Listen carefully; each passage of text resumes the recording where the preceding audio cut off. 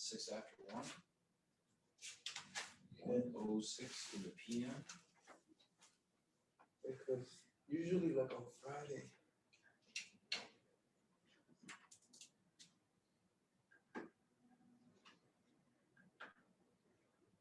Hey, Ragna. Oh, maybe she can't hear me.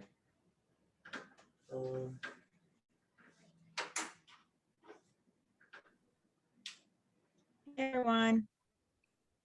Hey, John. Let me turn on the.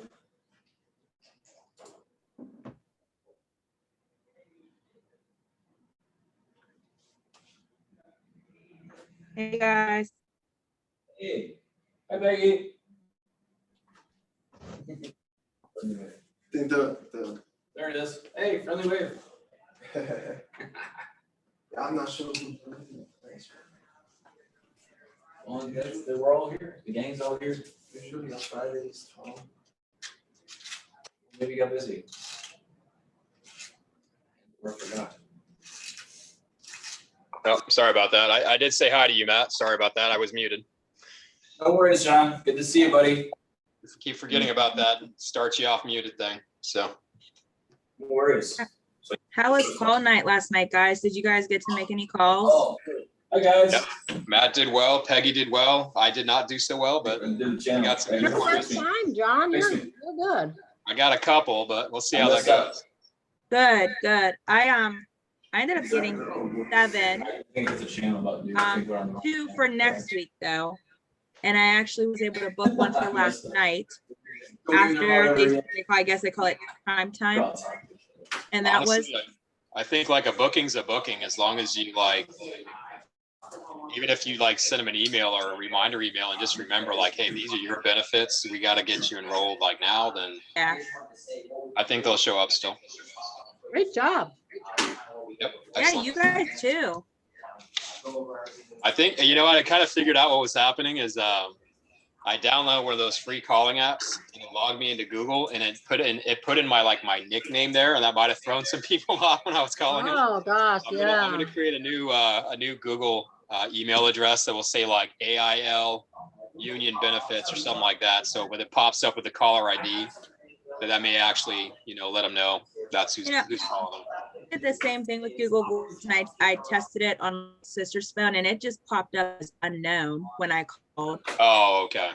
But it I don't showed know. it showed a Chicago number, so that's nice. Well, that's what I did. I changed the area code to like a 30 something number to match. I actually chose an area code to match their area code. Yes. It's still gonna help. A lot of them weren't picking up still. So Oh, You yeah, are able I had to a do lot that of then, straight to even though you're in a voicemails. different state? yeah. So I mean, as long as some of the apps like Google Voice didn't let me choose a different state even when I turned off my location. So I downloaded a free app like Melissa told me to do. Oh, That actually worked out, but like both of those free apps are like just full of like ads and spam little stuff. I actually have to call, shut down the app because then it will go to some lottery, some slot machine game right afterward on a video, and you can't get away from it until 30 seconds later. So I have to shut down the app, put it back on again, and so I got to and then it find. hijacks your phone. Kinda, Literally sorta. hijacks your phone. I Well, hate that. It hijacks the app for like 30 seconds, sure. No, that's So I got to find a better way to do that. I'm gonna go ahead and head to my kitchen and put my plate away since they're not ready yet. So I know, I'm still trying to eat lunch. Hey, Matt, Well, how you doing? getting our person, whoever that is today. Nice office you got there. Yeah, it's all mine. I claim it Mhm. in the name of mine. Hey, just in case, I'm not sure, maybe one of them might be on like somewhere else and they're trying to get in. You know how to get them in, right? Yeah, who in? Like if somebody's trying to join the Zoom meeting. Oh, sure, yeah, that's our whole group though, that's everybody. Yeah, but I mean, I don't know if the trainer could be Oh, somewhere virtual else. trainer? Yeah, Yeah, they're you trying don't to get- have a link, at least I don't have anything in my email from anybody. No, but they should be able to put in, well, the manager. And Yeah, so I don't know whoever's hosting the meeting, but that computer's got the host privileges, Yeah. right? So what I'm trying to say is that if one of the managers are trying to come in, you know how to admit them in, right? But it'll pop up, right? Yeah. Yeah, It'll be on the in the top. top right-hand corner. Yes, sir. Or if not, we can just press this. you'll see somebody's trying to get in and just let them go in, all right? Got it, no problem. We'll do. George. I'm gonna try to see if it's one of these managers. I have responsibility and authority. Uh-oh. I'm responsible for letting in our virtual trainer if that's what's happening. I'll get a little closer.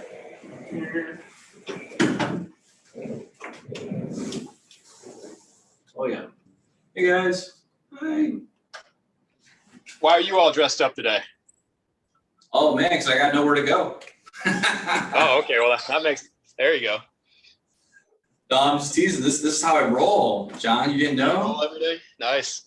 Yeah. I put the coat on the chair, but I'm hoping that we're gonna be doing some actual appointments later on. Are you going to be in person?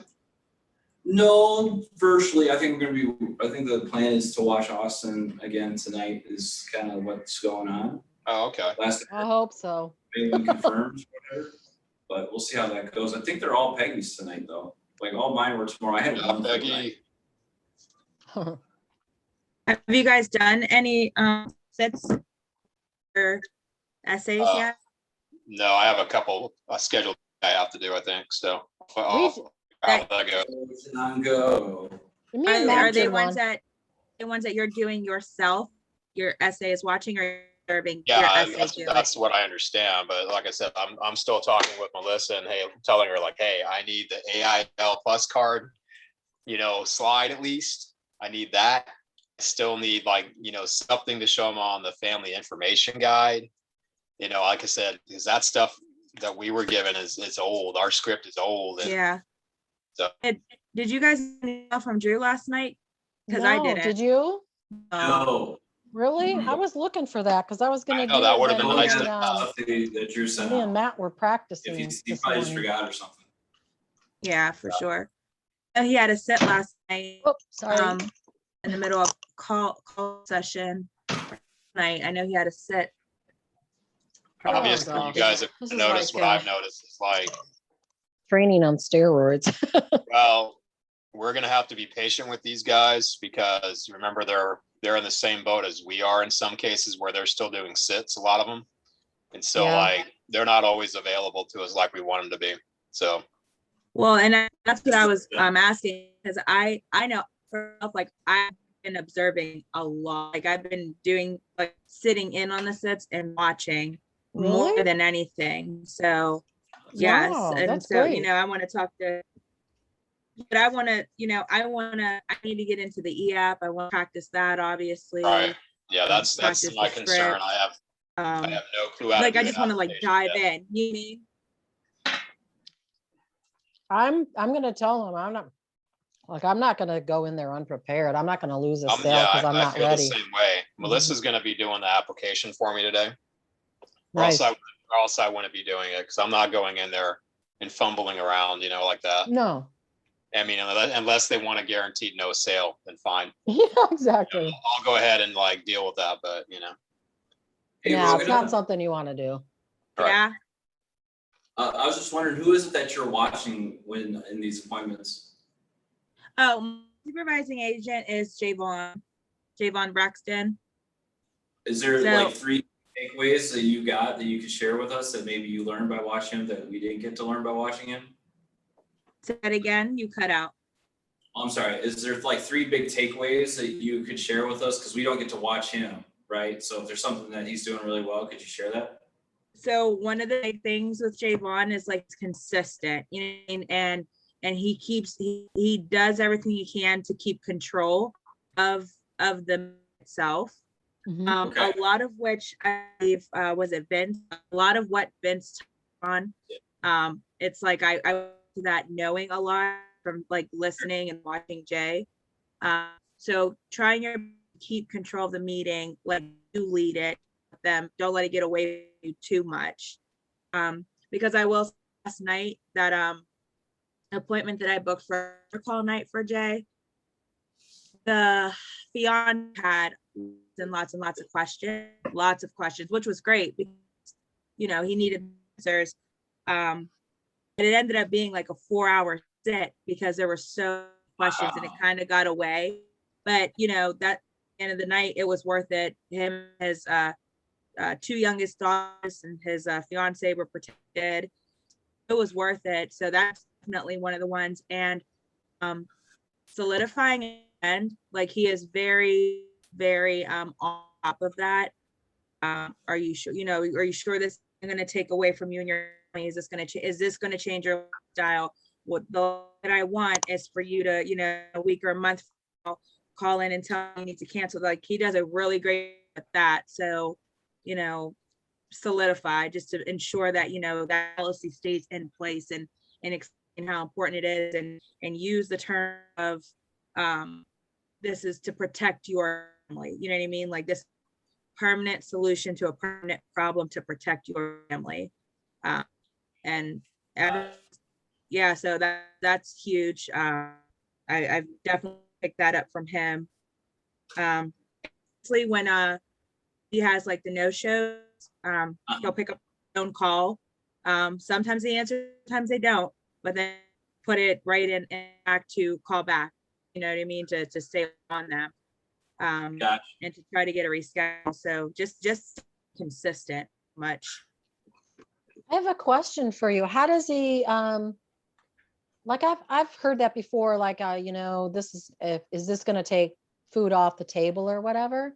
How does he keep them from changing their mind? If he does so, because for me, if I said that, it would probably give them an out, just because of my confidence level. The way that he gets, because I know we have somewhat of a difference, but at the end of the day, it all comes down to the same thing. He says something along the lines of, all right, so let's say you put $3 to $5 to the side of every $100 you home. You could spend that on anything, chips, soda, anything. Would that drastically change your lifestyle by setting aside $3 to $5 on every $100 you make?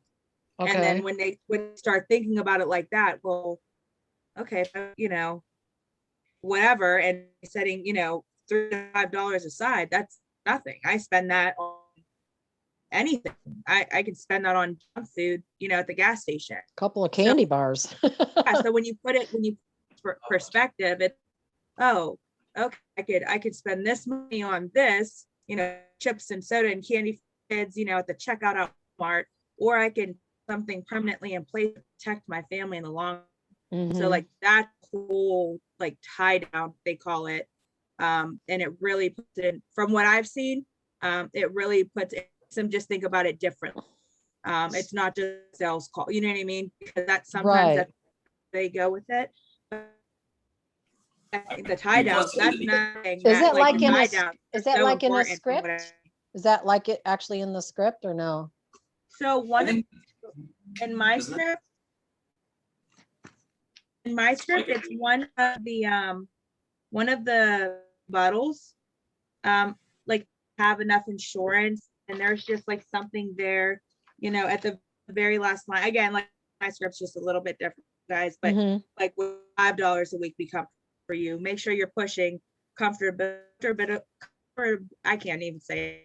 Being comfortable and ability. I can't talk today. I'm exhausted, you guys. I am too. Oh my gosh, I'm so tired. Yeah, because I'm still working in a job in the morning and then this all day, whatever time we end at night. And like last night, I had 3 hours of sleep, but it is what it is. But yeah. I'm just like, what am I saying right now? But that's yeah, okay. I would absolutely, like, your tie downs are really important. I've learned that just from listening to him. So although like I feel like I haven't gone over the script, listening to it a couple times a day, watching it, reading along my script, like keeping up with it, like I think huge, Right. I know everyone does things differently. I actually know like you guys were going, because I was getting, thinking, oh my, am I behind, or am I, I want to do the e-app. I just got into that, so I haven't done an application yet. I had trouble with the credential training, but I got it now, but I just haven't been able to get in. Right. Boy, I sure like to have that. That's that's brilliant. Definitely observing. But I'm also like a doer. Like I learned by doing it, you know what I mean? Doing it myself. So I'm eager to do it, but there's still so much, you know, to learn. Like yesterday, Right. oh God, who did we sit with yesterday again? Oh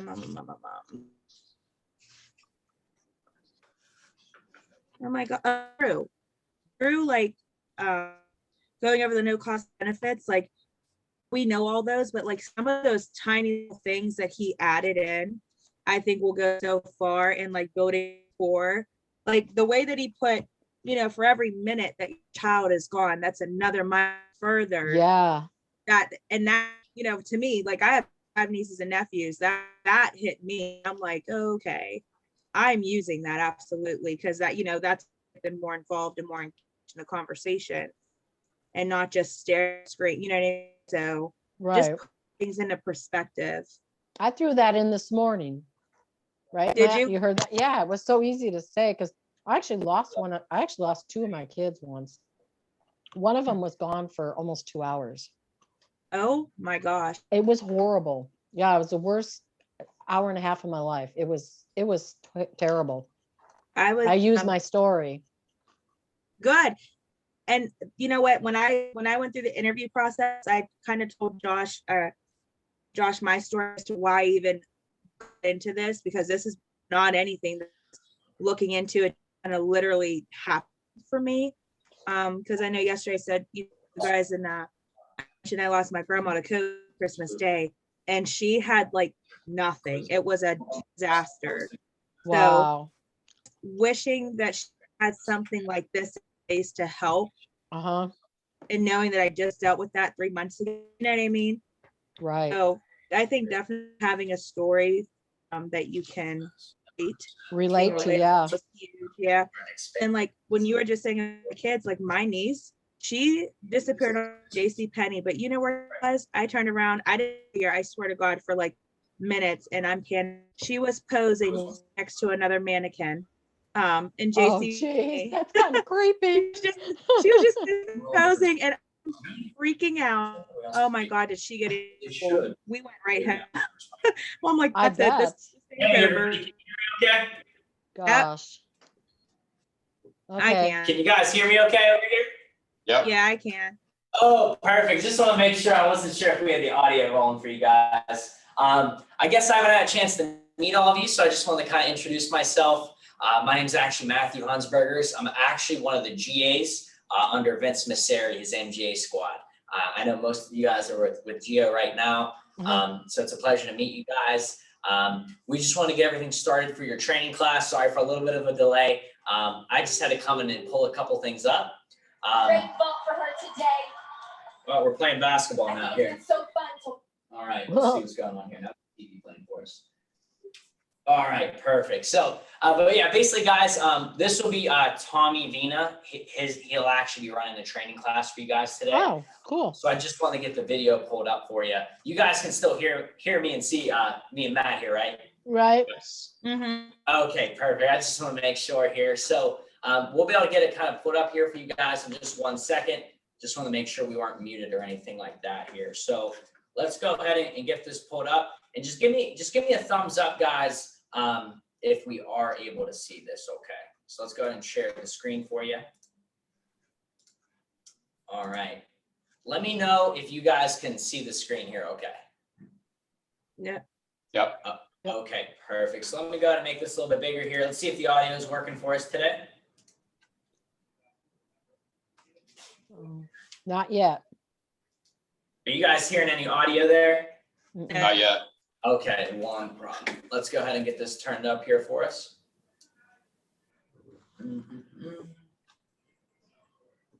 All right, this might help out a little bit.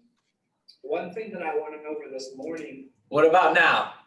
Yeah. Can it go any louder? Yeah, I'm gonna try to make it as loud as I possibly Okay. can for you. Thanks. No problem. All right, I should be able to share this to the group room for us, so just give me one moment.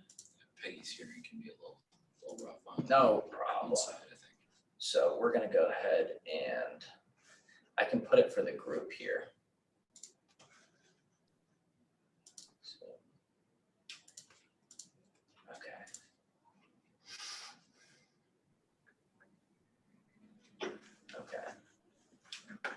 let's see here.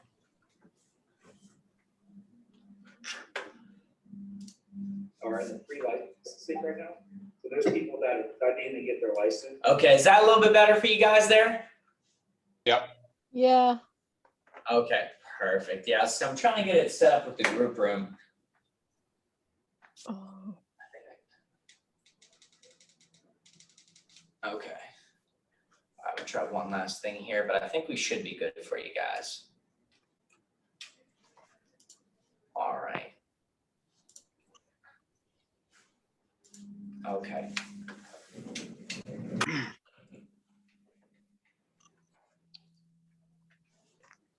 Kansas. Kansas. Plus in one of the training. Okay. We don't have anyone in Kansas, do we? No, not yet. That we're gonna have next month. I told them, what you wanna do. All right, is that the same volume for you guys or did it go up a little bit? it's better. That's better? Mhm. Okay, perfect. So we're gonna let it roll with this. The TV's not giving us too much work right here. So let me know if you guys need anything, but you guys should be able to get started with Tommy, all right? All right, All right, perfect. Nice to meet you guys. I'll be seeing you guys around here shortly, all right? okay. All right, Thank you. have a good one. No problem. Okay. There you go, This brother. is what I would advise someone that I did, is to get a hardback notebook. So, I used to have paper notebooks, and for the first few years of my career, I was using those yellow legal pads. And after I filled up a legal pad, I set it aside, and you know how much notes were in that? I had people that were millionaires that were speaking to me, and other people in the room, this group of people, but I had a chance to be part of these meetings were people who are millionaires that have years of experience. They're like, hey, listen, if I could sum up the last 15 years, I could give it to you in 15 minutes. So I'm getting this awesome opportunity where in a 15-minute time period, I'm getting doused with millions of dollars of information that would have taken me 15 years to have learned the hard way. And I get it all, I put it in this notebook, right? And then I take that notebook and I set it aside, and then I stack another one on top of it. And then I can put the notebook to this side of my desk, and then I stick it over here, and I move it over here. And then the front page gets ripped off, right? And then the second page gets all wrinkled, and that page gets ripped off. And half the pages of my notebooks end up falling out. And I end up losing a lot of notes that way. So what I learned when I came here is what I did is I got a hardback notebook. If I could, I'd run over to my office right now and show you, okay? But I have stack of 4 or 5 hardback notebooks, right? And each year I'd get a new one because I would pull it up. I could go right now and pull up. I have notes from July of 2008, still 100% intact, like not even damaged, like it's perfect. And it's on a hardback notebook. So hardback notebooks are like 10 or 15, maybe even 20 bucks, right? If you go to Office Depot. So I would recommend for you guys to just start whatever you do from this point moving forward, start putting in a hardback notebook so that you'll always be able to go back to it. And I was like, you're going to be building something very big. You're going to be building something very special.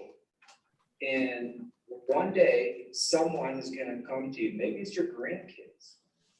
Your grandkids are going to be sitting on your lap, and you're going to be sitting by the fire, and you're going to have this big, like, library. Not even, you ever see like those houses? There's like my office in my house is pretty nice, like a nice home office, But I'm talking about like a library that like has a second level. You walk up and there's like tables and desks and like in your house, right? So this, all your grandkids were sitting around. One of your grandkids, you're telling stories to the grandkids.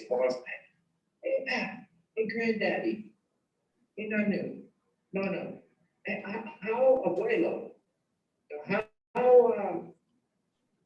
How did you do all this? Where did this all come from? This is your vision, right? and you have to tell your grandkids or great grandkids where this all came from, right? So you wanna know what? It's in these books, guys.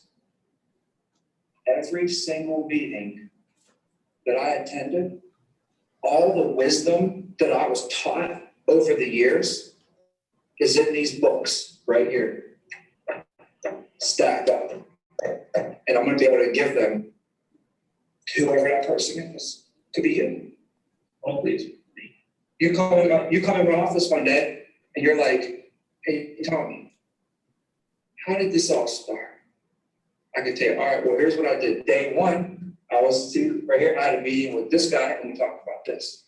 3 days later on Thursday, we met with our state director and this is what we went over.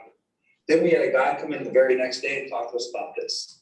Then you can see next week on Monday, we had an agency meeting and this is what we went over in our agency. Then on Thursday, we had a managers meeting. This is, I can tell you every single step of the way, what we did, what was said, what was taught to us, right? So at the end of this thing, what are you building? Are you building something that, let me put it on some floppy notebooks that's gonna break and fall apart? Or are you putting on something that's hardback that's gonna be there forever, When you write words and those words are gonna be there forever, you're gonna write them a little different. They're gonna stick a little different. You're gonna write them a little more clear, a little neater, with a little bit more purpose, right? So that's my big thing on the notebooks. I think note takers, they say, but note takers are money makers. Note takers are money makers.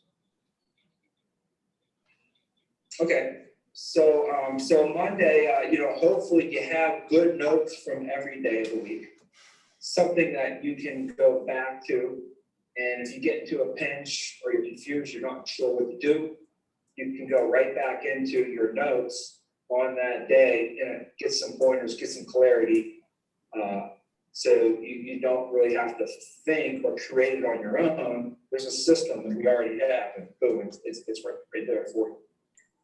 So on Monday, if you could pull up your notes, is there any questions that anybody has? Really quick, Tasha's waiting in the waiting room. Oh, really? I apologize. How do I do that? Let me see here. Am I gonna get to participants? No, nobody's in there. She said that she was.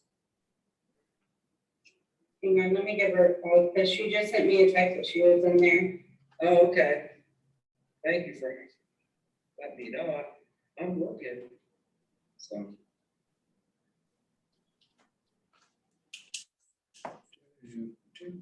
Soon as she is ready or she's on, definitely let me know. I'll keep an eye out for her. She said that she's in the waiting room. Which link did you do? The original one? Okay, yeah. I don't know what. Here's the issue, guys. They logged in. It was logged in my home, in my computer in my office. So that's why on the left. That's why on the screen it says the Vita agency. That's the issue. So I have to go run next door. It's like three. Okay. Her in. If that makes any sense. Okay. Okay. Yeah. He's still.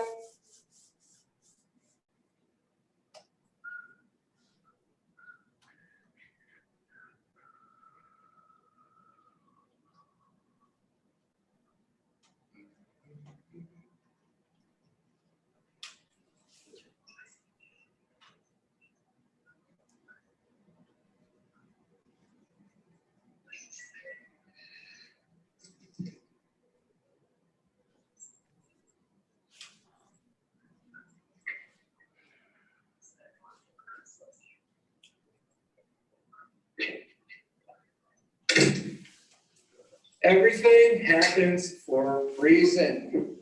Remember I said I should run into my office and grab those?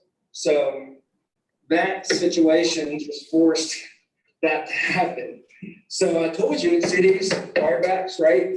So these are all the notebooks, that I started out using. And I will tell you that you'll notice these probably run up until like 2011, 2012, probably one per year, like 8, 9, 10, 11. But right in like 2012, we all got iPads.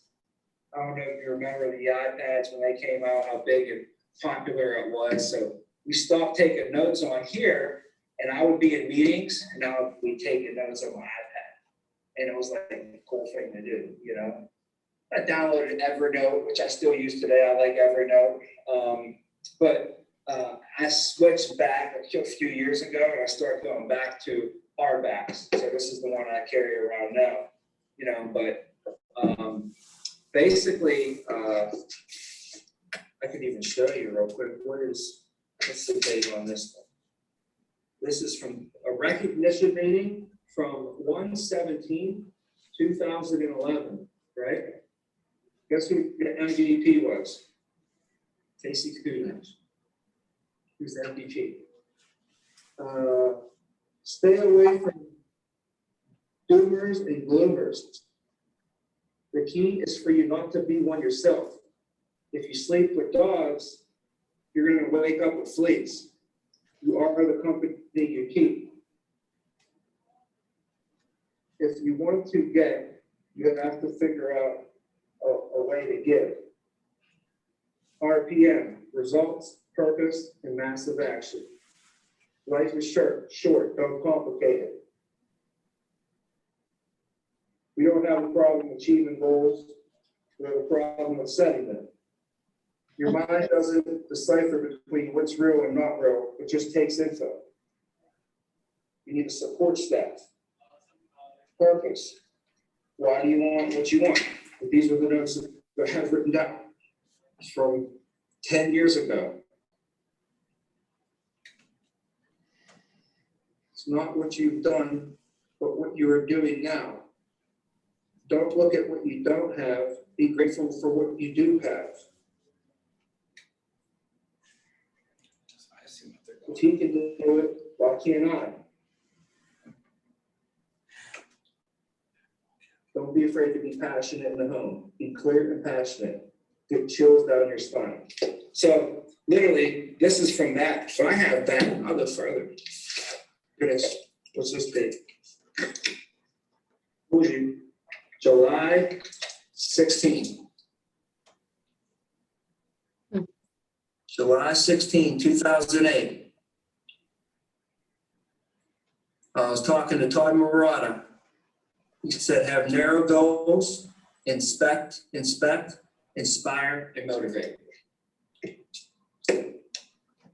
So the nice thing is I'll never lose these goals. I'll never lose these notes. I mean, you know, and I just want you guys to take, you know, what you're doing that serious, right? And that's how serious I took it back in 2008 before I got paid at nickel and stuff, right? So you can't wait until you're getting paid professional income and then start saying, you know, I'm going to start treating this like a professional career. I'm going to start acting like a professional. I'm going to start being a professional. Once they start paying me professional income, I'll start acting like a professional. And obviously, guys, we know that's not the best approach. That's not the right mindset. That's almost like backwards. You know, we call that like hustling backwards, you know. The mindset needs to be, you want to dress for the job that you want, dress for the position that you want, not for the position that you have, right? You got to be acting like a professional for long periods of time before you ever start earning professional income.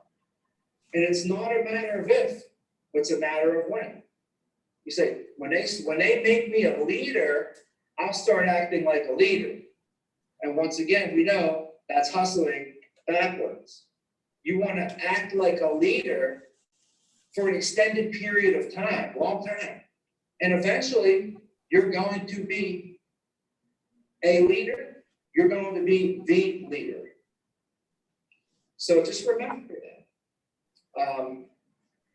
And that's kind of what you know, went on with the notes. Like, I took everything very seriously. Like, everything that was being said to me and taught was like millions of dollars of information. And if I missed one thing, that could be the one thing that cost me everything. And I didn't want to be missing that one thing. So I was like super like detail oriented, and I just felt like more weight on everything. Like when the words carried, there was more weight. When I was walking, there was more purpose to where I was going, to what I was saying, who I was talking to what I was thinking, to, you know, to where there was a lot riding on this for me at least. Because the way I did it is on Monday, I broke down the numbers for you guys. But, you know, we went over it pretty quickly, and you're going to have to really dive in and go. I'll go over them again today if you guys want to go right back over the lesson again if you want. I think it's so important to understand the details and really how simple it is, right?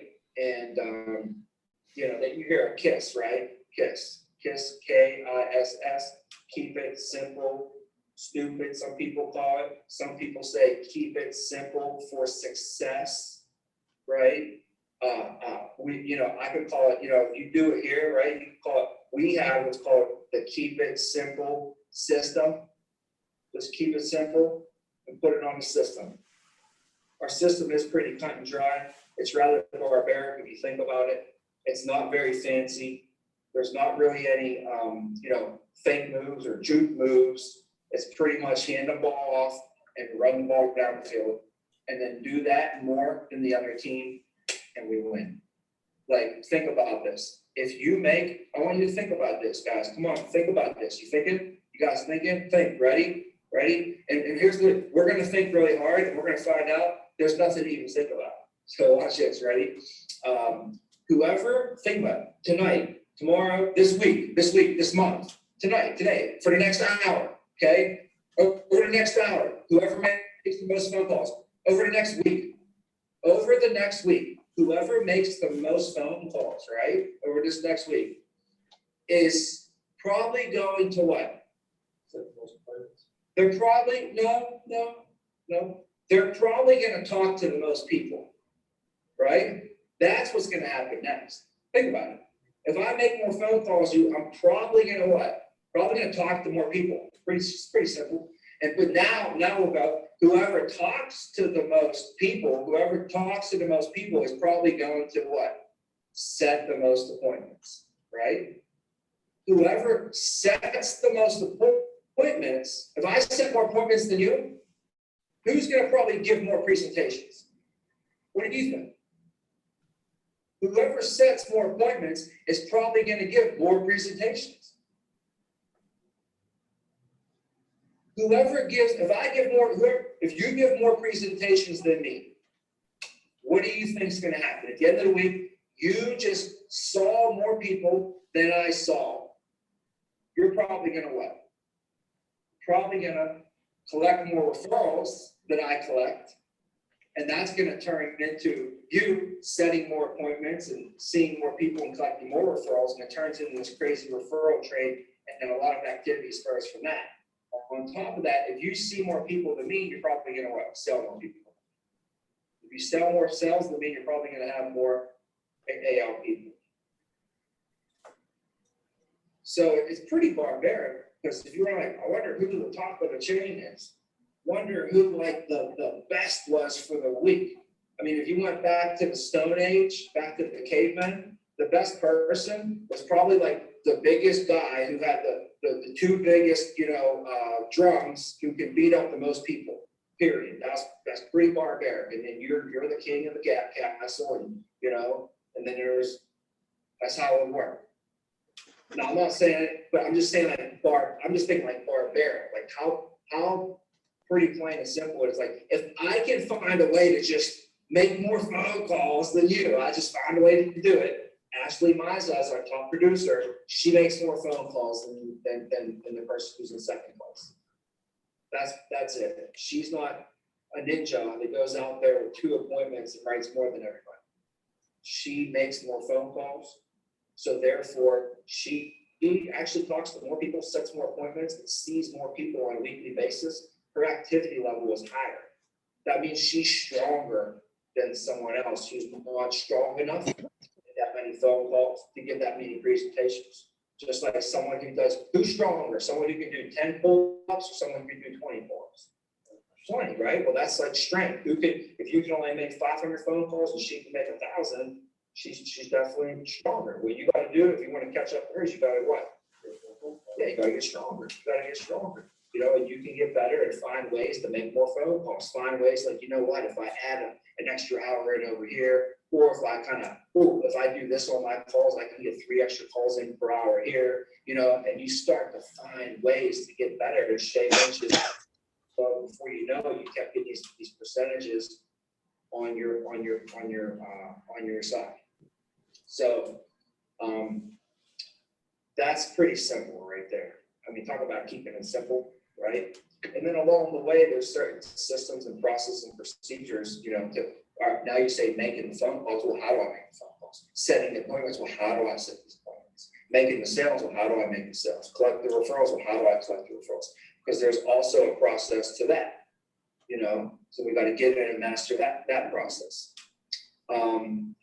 So, you know, sticking to Monday, just because I think it's such an important thing, is just knowing, like, I understood when I came in, I knew what was on the line. I knew, you know, that if I did this and this and this, and then I was able to train somebody to do this, this, and this, you know, and then I was able to train, you know, 5 people to do that.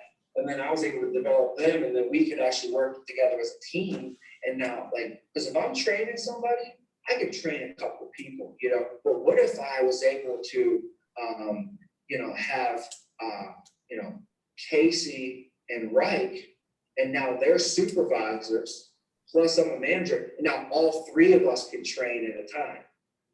We're going to be able to train 3 times as fast. We're going to be able to grow 3 times as fast because I'm not going to be the only one training.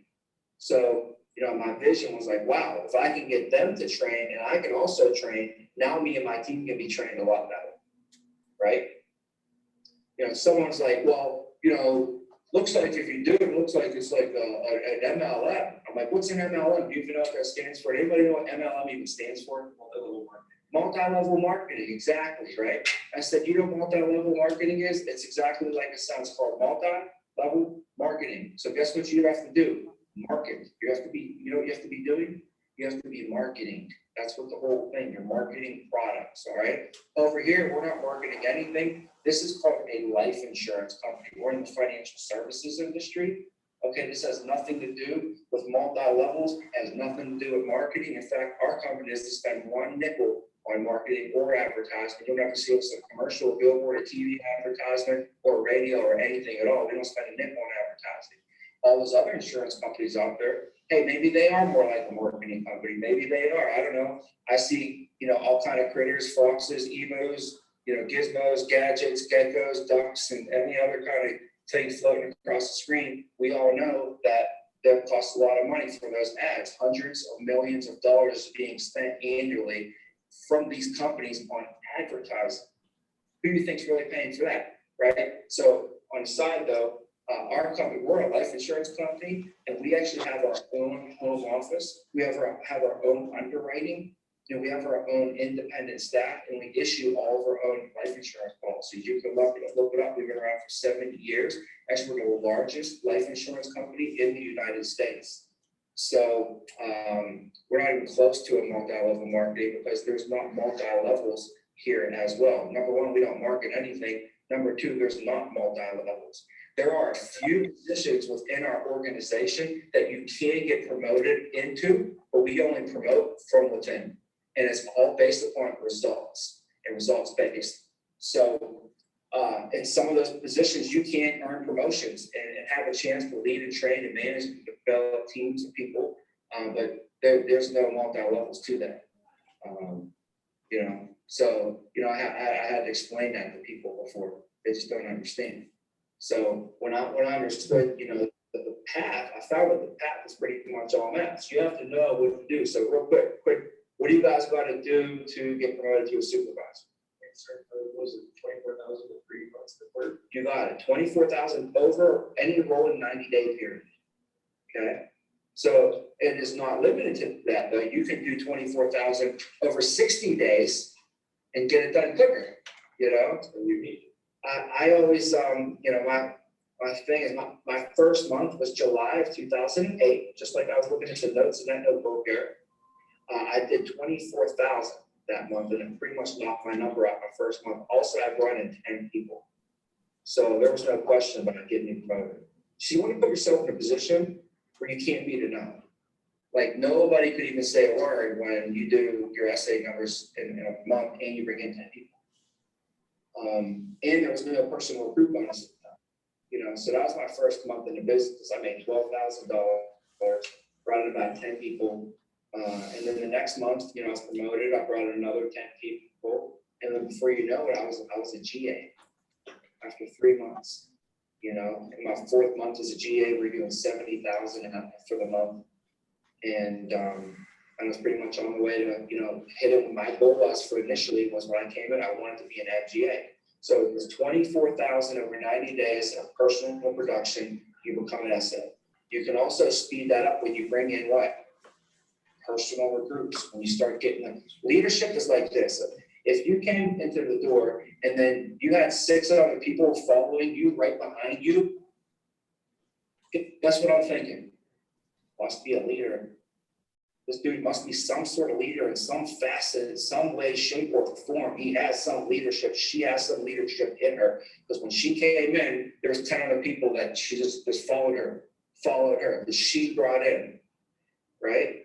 So you got to think about you know, the impact that it made when I showed up. I was serious, took everything very seriously, and I delivered. I wrote 24,000, and then on top of that, you know, I brought in 10 people. You know, they're like this. They're got it. Even he hasn't led anybody in his business yet, but he has to be able to lead at some level, since he was able to influence. Because leadership is influence, nothing more, nothing less, says John Maxwell. So leadership is influence, nothing more, nothing less. That's all it is, you know. So, anyways, I did that, and then you know, it just catapulted me right into becoming an FGA. But understanding the numbers was key. So when you're an SA, what do you got to do to be a GA? You got to do 90,000 over 90 days. When you're a GA, what do you got to do? 180,000 over 90 days. But you have to know, you know, how to do that, right? Well, basically, to do 24,000 over 90 days is basically just 8,000 a month. That's basically 2,000. So that's easy. Now, to go from an SA to a GA, you got to have 3 people all do 2,000 a week. That's 6,000. Plus, you got to do 2,000. That would be 8,000 for a week. So if you do 8,000 a week as a team, 2 from you, 6 from your 3 guys, that's going to put you at what? 8,000 times 4 will put you 32,000 a month. And if your team's doing 32,000 a month, 3 months of that in a row will be 90,000. And that'll get you in position to be promoted to the GA. And then the GA is 180,000 over 90 days. So the number on that is like 8. So all you have to have is 8 individuals doing 2,000 a week, and 8 times 2 is 16,000 a week. And 16,000 a week is 64,000 a month. And if you're doing 64,000 a month for 3 months, that is 196,000. And you only need 180 to go from GA to an MGA. So you're good. You're hitting your numbers right there. That's without any personal production yourself. And then when you're an MGA, now you are the head of your team. You're the head coach. You're in charge of hiring, training, developing, mentoring, promoting people. And when you promote your GA to an MGA, you become the RGA. And when you become the RGA, you make the exact same bonus that the MGA makes, and the pay as an RGA just goes up significantly, pretty much. So that's the process to, you know, growing, getting promoted. And like I said, the path is pretty much all math. So keeping it simple. What are the numbers? What's the activity that we need to be able to put in to make this happen? So on Tuesday, we should have went over some activity, right? So how many calls? What's that?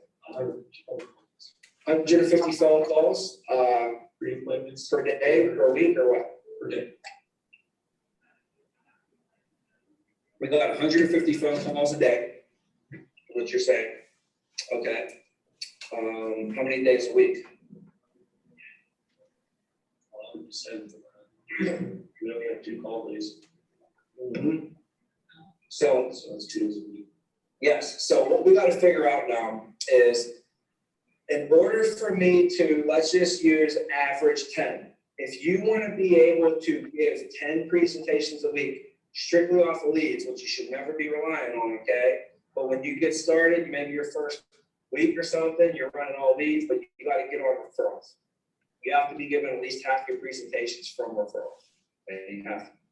I'll show you how to do that in a second, okay? But 10 presentations. So is there black, this is green, I don't even know your numbers. Yes, that's all right, well, I'll put it up there.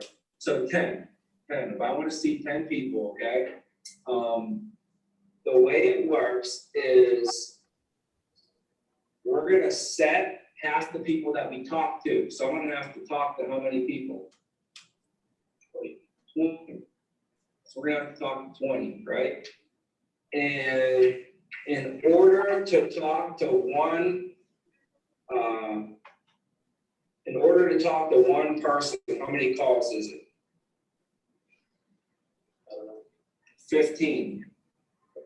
15 to 1.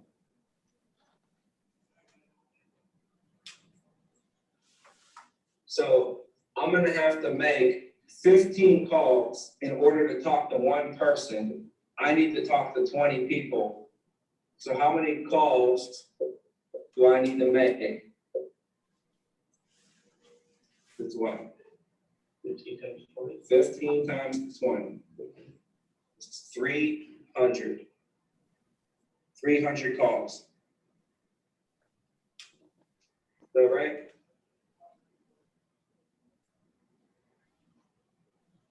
Yeah. Yes. Okay. 15 times 10 is 150, and that's 300. I'm off somehow because it's supposed to be 600. So let me figure this out. So here, let me go back real quick. I apologize. So if we make 600 calls, okay, it takes us 2 talk tos to get one set. 2 talk tos to get one set. Right? 2 talk tos to get one set. So this is supposed to be 40. That's why it's wrong. It's supposed to be 40. But, well, 2 talk tos to get one set. So it takes us 15 calls to get one talk to. So that means it's gonna take us, and 2 talk tos to get one set. So that's what? 30 talk tos to get one set. Does that make sense? No, I'm sorry, 30 calls. 30 calls. 15 calls to get a talk to, 2 talk tos to get one set. So you got calls, I apologize, guys. I went backwards. I tried to go backwards and I never go backwards. I always go forwards. So you start with simply like this. You say like this. Calls, talk tos, sets, scene. Right? So it's 600 calls is gonna give you 20 talk tos, and that's gonna give you 10 set. I'm sorry. It's gonna give us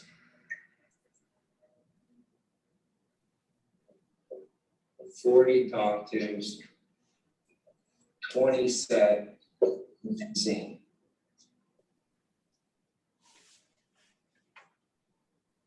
Talk users and people who just answer the phone and talk to us. Yes. Set as appointments we set, and then seeing people we actually sit down and give presentations to. Yes. Okay. Yes. So the ratio is 15, and the ratio is 30.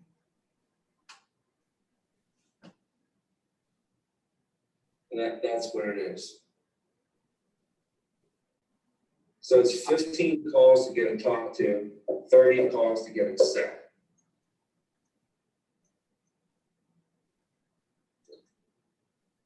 $60 calls to get a team. 60 calls to get a team. You got it.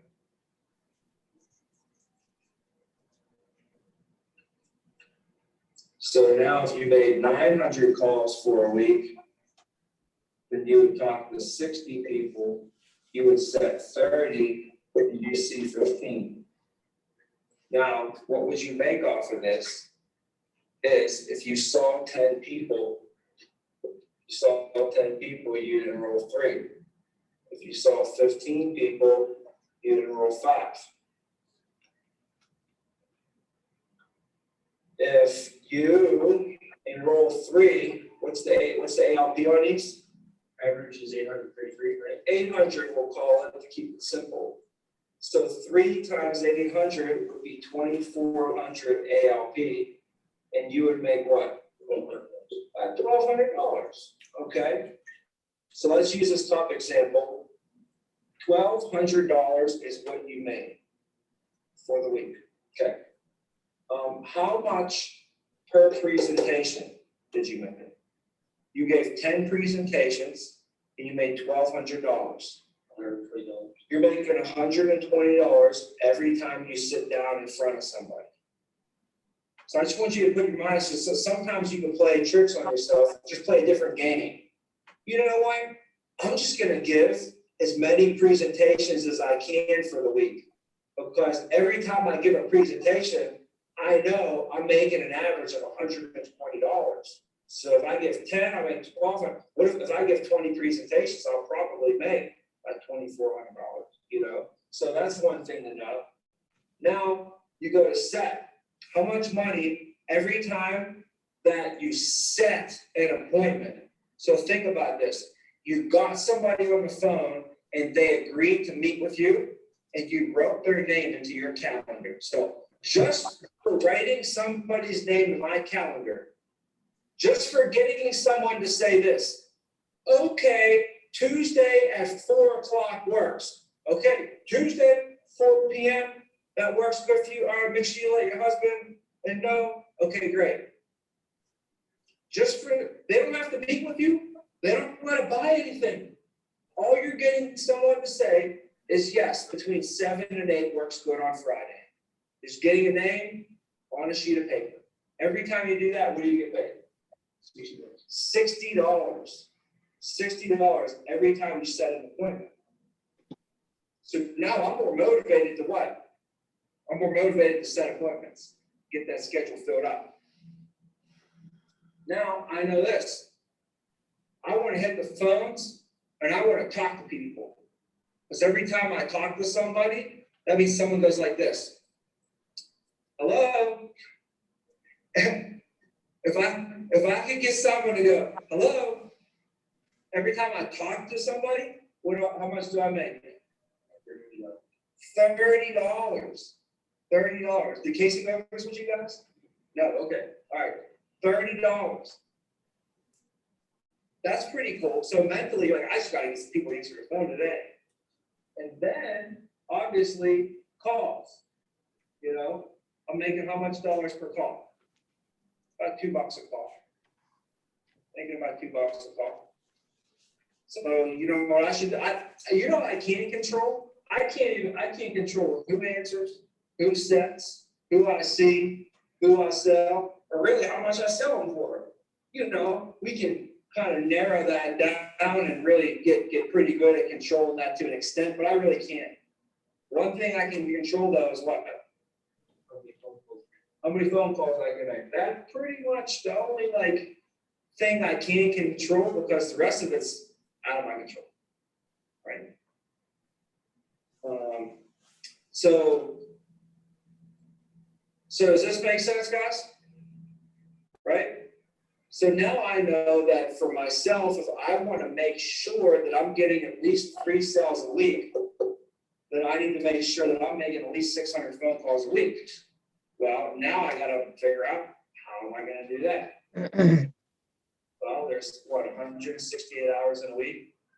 Here's the hours that I'm gonna be working, here's the hours when I'm not gonna be working, here's the hours when I should make phone calls, and I gotta spread them out, and I gotta be smart about this, right? So if you know you have to do 600 phone calls, when should you make those calls, Doc?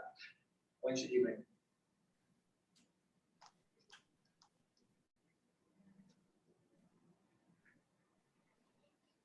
Should we make them all on Sunday, all on Monday, all on Tuesday? Should we call them at night? Should we call them in the morning? Should we call them in the afternoon? All of the above. Pretty much, you know, so there's a rhyme and reason and a strategy behind everything. You know, you don't just wanna just randomly just go out there and just work out and just go to the gym and just lift all the weights. Like, there gotta be a rhyme and reason when you go to the gym, what you're gonna do on this day, how, you know, the timing and all that stuff. So, you know, the same thing with the phone call, same thing with the business. We'll go over just like, how can I get the phone calls in basic normal hours, okay? Well, number one is, how many phone calls per hour can I make? Can you make 30 phone calls an hour? Yes, you can. Yes, you can. We make 30 phone calls an hour all day long. So, and I need to make 600. So that means I need to call for 20 hours. Where am I gonna hit these 20 hours this week? Well, we know Monday from 4 till 9, and Thursday till 9. There's 5 hours in there, 5 hours built in there. Cool thing, I need 20, just got 10 of them done. Right? Now, that's my evening calls, evening. There are people in that lead pack, in my leads, there's referrals that I got. There's people that they're not home Monday nights. They're not home Thursday nights. But that's the only time you ever make phone calls. You're never gonna talk to them.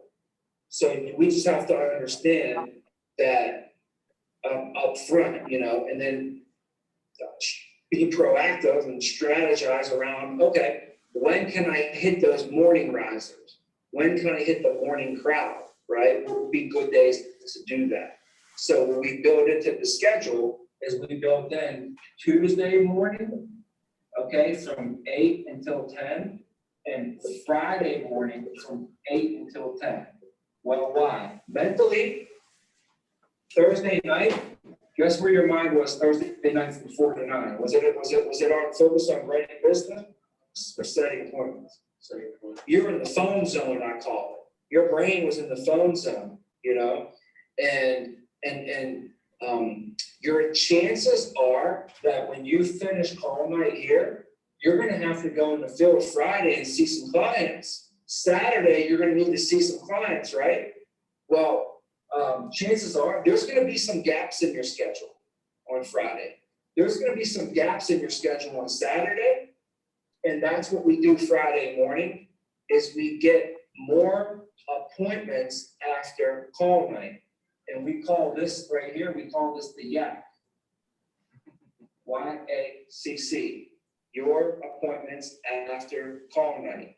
In football, running back, when they're running the ball, some running backs in football, they'll run the football, and then somebody will hit them, and they'll fall right down, right?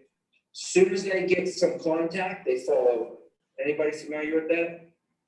And then some running backs, they'll get hit and then they'll keep on going, okay? What they call that is they call it yards after contact. Some running backs, they get hit and they keep on running. They have a lot of yards after contact. Some running backs get hit, they fall over. They don't have a lot of yards after contact. So some people make phone calls on Thursday night and then they don't make any phone calls Friday or Saturday. They don't add any more appointments after call night, you know? So these are your appointments after call night.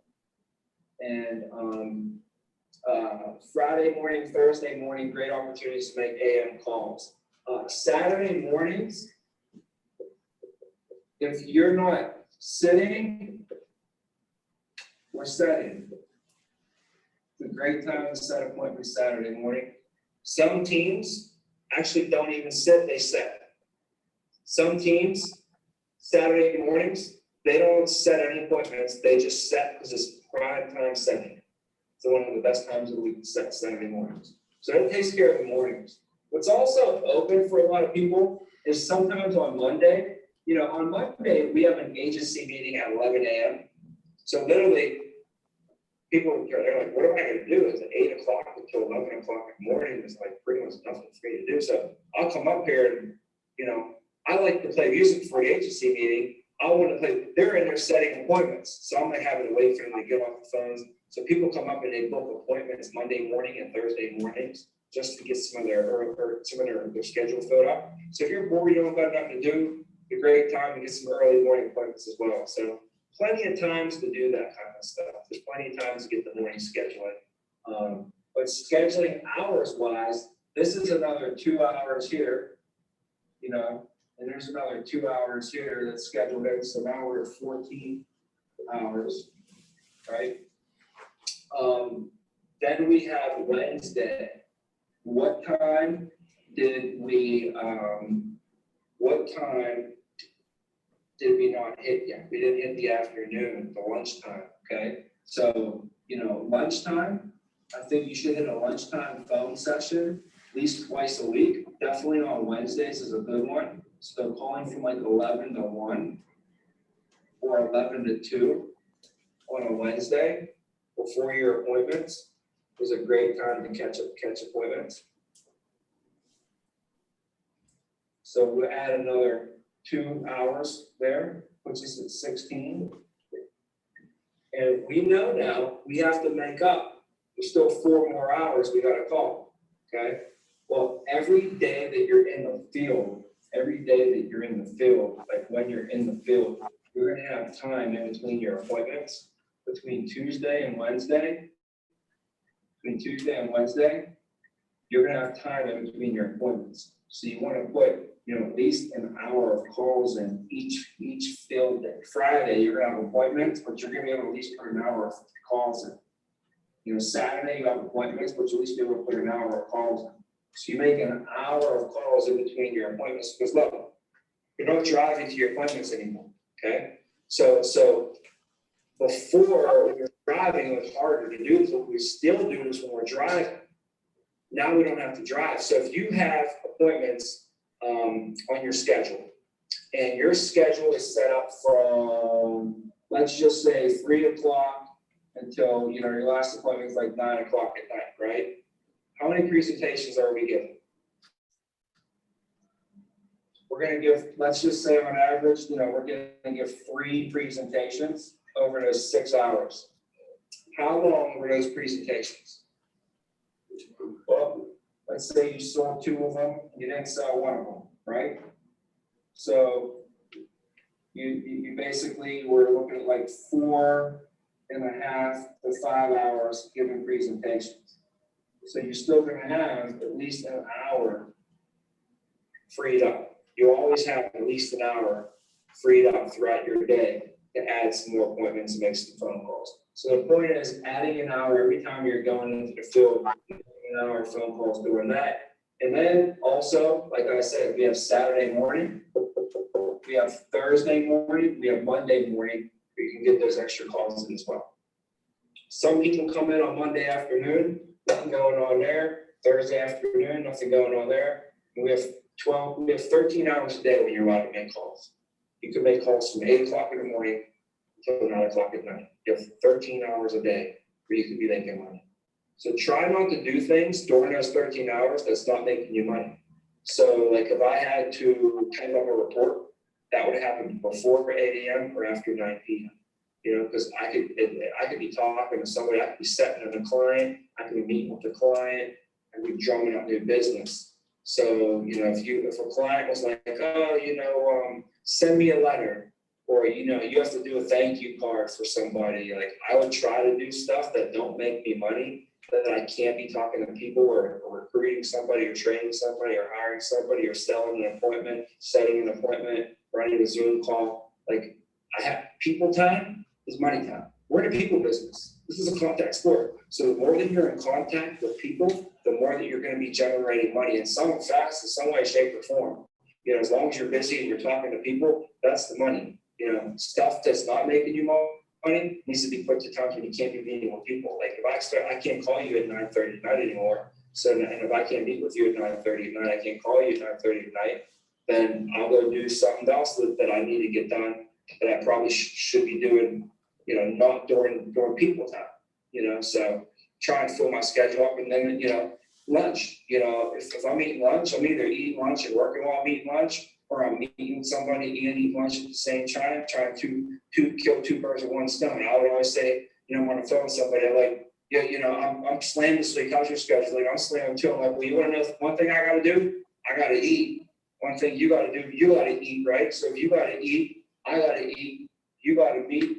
I got to meet. Why don't we meet and eat at the same time? And we'll get two birds killed with one stone. How's next Friday? I'll meet you over at the, you know, Walnut Grill or whatever. And that's how I would. I mean, you got to be so busy that you have to meet and eat just to get some business done, you know, or else it's going to be pushed off to who knows when, you know. Good question. Yeah, I'm trying to fill out all the times that I kind of should use to call, but Yes. it's kind of going all over the week there and all over the times. Could you go through the days of the week so I can write down what times should be making phone calls? Yeah. So Monday from 4 to 9, Tuesday from 8 till 10, Wednesday from 11 till 2, 11 to 1, you can even put Thursday from 4 to 9, Friday from 8 till 10. You know, those ones are like pretty solid ones. Now, what you're gonna have to mix in though is, you know, mixing in on a Monday, either in the morning or in the afternoon, sprinkling an hour or two of phone calls in. So like 8 to 9 on Monday? You got 8 to 11 on Monday wide open. There's nothing, we just have an agency meeting at 11 o'clock. And then after the agency meeting, there's pretty much nothing after that until phones. So, you know, Monday's like pretty wide open for the most part. Usually your MGA will have a kickoff meeting for the team. So, you know, after the agency meeting, you'll usually have a huddle with your MGA at some point on Monday afternoon. So other than that, Mondays are pretty wide open, you know. Tuesday mornings from 8 until 10. And at 10 o'clock, we do a sales call where people hop on and they learn sales. So we do sales trading on Tuesday at 10. So you can make calls while on there. And then really that runs till maybe 11. And then you're free 11 o'clock. 11 o'clock, you can make more phone calls. You can get ready for your appointments, grab some lunch, you know, make some phone calls in the afternoon on Tuesday. Definitely when you're in the field. And then same thing, you know, Wednesday morning, there's nothing going on at all Wednesday morning. Nothing at all. Okay, so I could call from 8 to 11. You can call, 8 till whenever on Wednesday. But if you call from 8 till 11, I just want to make sure that one day you designate a lunchtime call session. Catch the lunchtime people. There's a lunchtime crowd you can catch. And then Thursday is 4 to 9. We're going to the mornings on Thursday. Thursday is completely wide open. So 8 to, so I could call from 8 to 9 on Thursday. Yeah, you can probably call from 8 until 3. 8 till 3. Well, I mean, you're wide open. There's nothing going on. The reason I say 3 is because that's probably when your MGAs can have the halftime. Okay. So usually Thursdays and Monday afternoon, right before we hop on the phones, there's usually a quick huddle. A phone huddle, halftime meeting, kickoff for the week, MGA team huddle, team meeting type of thing. You know, so every Monday and every Thursday, you'll still hop in your MGA team huddle, you know, how to work with them. But really, other than that, on Thursday, there's just some phones going on at night, little huddle, and boom, it's wide open, man. You know, so and then Friday morning, where you can basically Tuesday morning and Friday morning is like the same thing. Okay. And the idea is we want to stack Thursday night big schedule for Friday, Saturday. And then Friday morning, we want to add on to that. And then at 10 a.m., guess what? We get all kind of knowledge. We get all the juice. We get all the fire. We get equipped so that we can go out on Friday and Saturday and see these appointments and have some good knowledge and juice and fire to give to them. Does that make sense? Right? So Tuesday morning, same thing. Monday, what happened Monday night? We stacked up and built our nice schedule up Monday night. Tuesday morning, we wake up and we go add more onto that schedule, fill in those gaps for the next 2 days. And before we go see any of these people Tuesday, before we go see all these people on Wednesday, let's fill up our cup. And at 10 a.m., we hop on that sales coffee, you know, and we learn and get any questions that you have before you're about to go take on your day, before you're about to go see your people, you know, making sure that you're a well-oiled machine, you know, and you have some good firepower and some good tools in your tool belt, and you're equipped to go out there and get the job done. Does that make sense right there?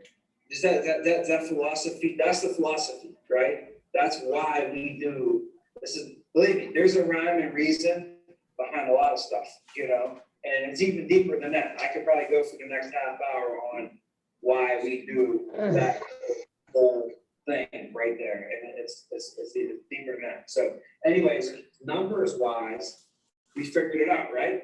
Those are 20 hours. That's an average. Now, all of this, see all that free time? That's what like superstars don't sleep with that time.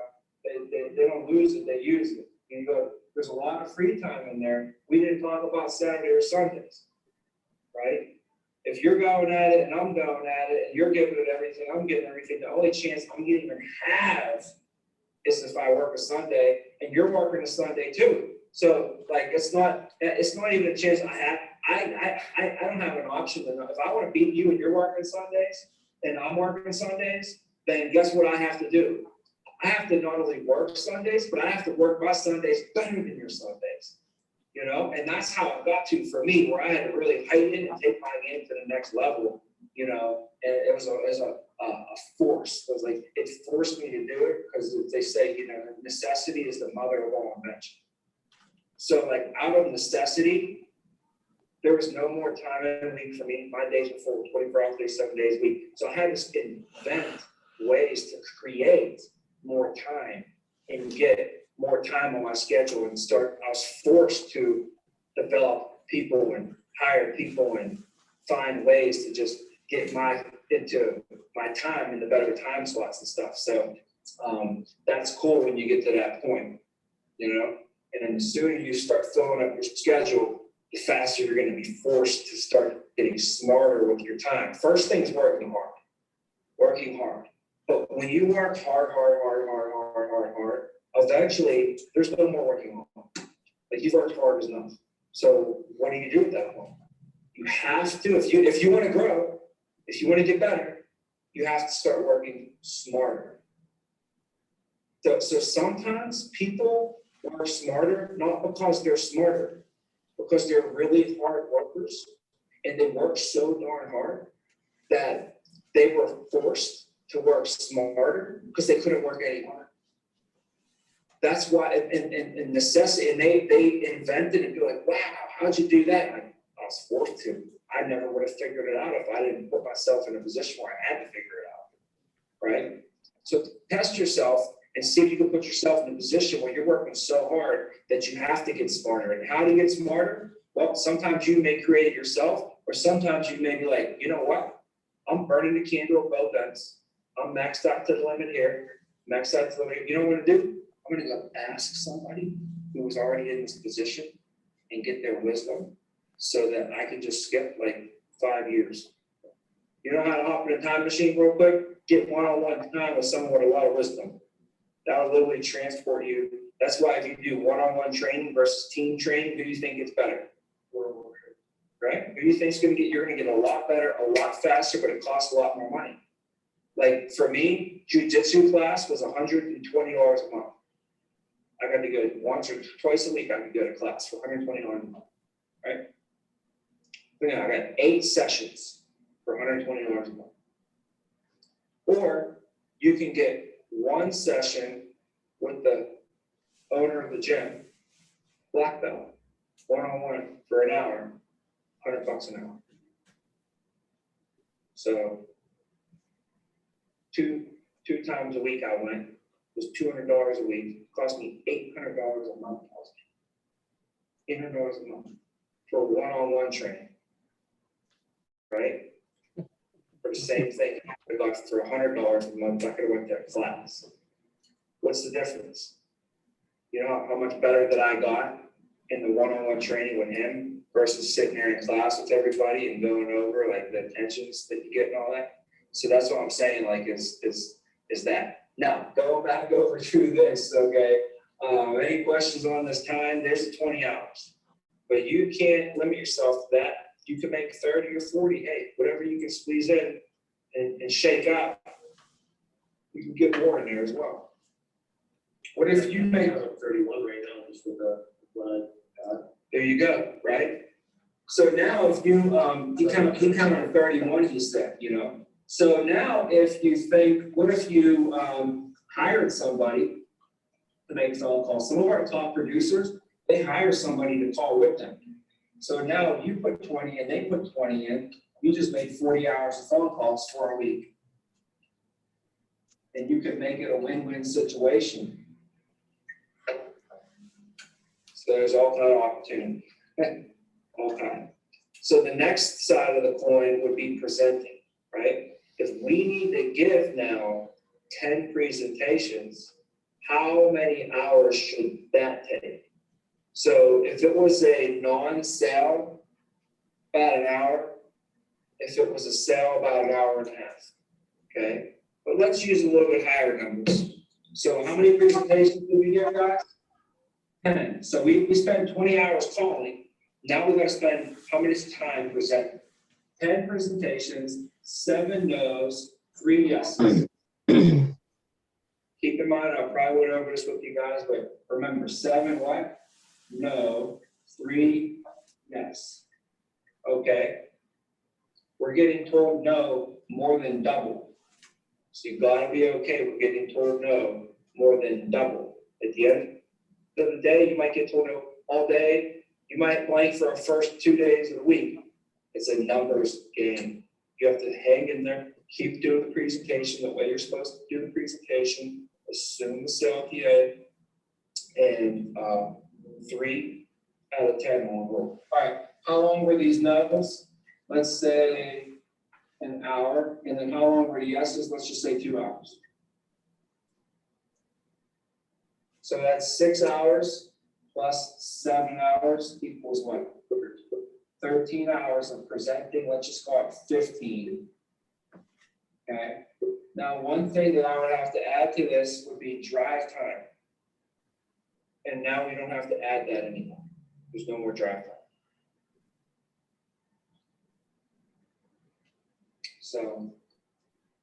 So that's about 15 on there. So it's like 35 hours for the week. You know, I mean, let's just say that we take some time to, you know, meet with the team, meet with my manager, do some studying. So, yeah, it's a solid 40 hours you want to put in on a week. And if you want to take it above and beyond, that's where you go, and that's where it all gets settled, you know, on the score sheet. At the end of the month, you know, all that stuff. So does this make sense? Okay, so time-wise, we're good. Now up front, you might have to work a little bit harder. It might take you 50 hours to get these results until you get pretty good. And when you're about average, you know, then it's taking you about 40 hours. When you get above average, now you're getting this stuff done in 36 hours. You're like a nurse. You're getting it done in 32 hours. And it's not going to take you as many phone calls to talk to as many people, to set as many appointments, and to see as many appointments, and to sell as many, and ALP per sale will be higher. One thing, and the only way that you're going to be able to crack that code, though, is through referrals. So, you know, how many referrals do you need to collect per week? No. How many referrals do you need to collect per week? 10, not 10. Okay. I will tell you it is 60, based upon this, okay? 30 can keep you in the game, but when you collect a referral, how many of them do you set? 60, 70%, 80%. You will set 1 out of 3, so you'll set 20. 1 out of 3, 30% or so. Okay? So now we know these numbers, okay? Well, I know that if I set 20, how many will I see? 10. So we'll call this REFCOL, referrals collected. REF what? SET, referral set. And this is REF what? SENC.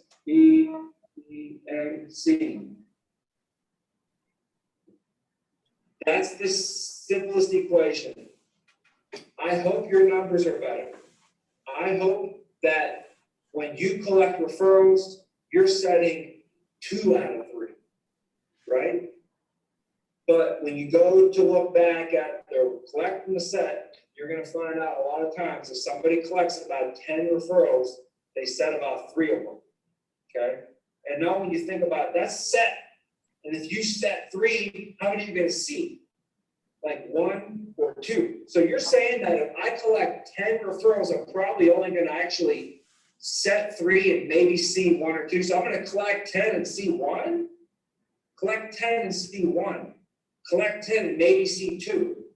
That's kind of what we're looking at right now, okay? So how many do you need to collect? I need to collect 60 so that I can set 20. And if I set 20, I'll see 10.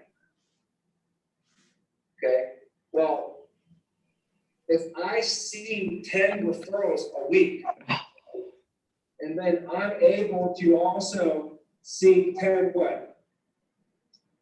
Leads per week, I'm going to what? Give 20 presentations a week.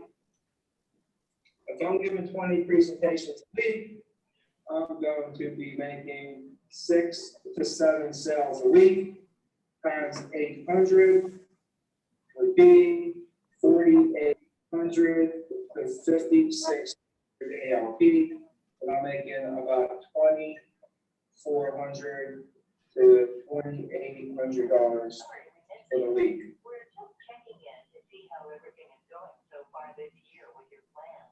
We'd be happy to help answer any questions you have. 20 calls, 6, 7 sales, 800 ALP, then within 20 presentations. 20 presentations, 6, 7 sales, 800 ALP average. And that comes out to 9,800 to 56. 4,800. Oh, 4,800? Yeah. Okay, that's so. Six sales at 800 a pop would be 4,800. 7 sales at 800 would be 5,600.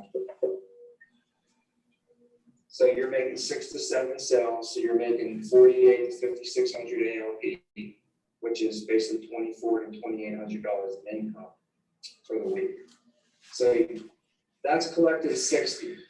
That's what happens when you collect 60 referrals. But check this out. Now, if you're doing 20 presentations a week, in order to collect 60 referrals, how many referrals per presentation do you want to collect? 3. Only 3.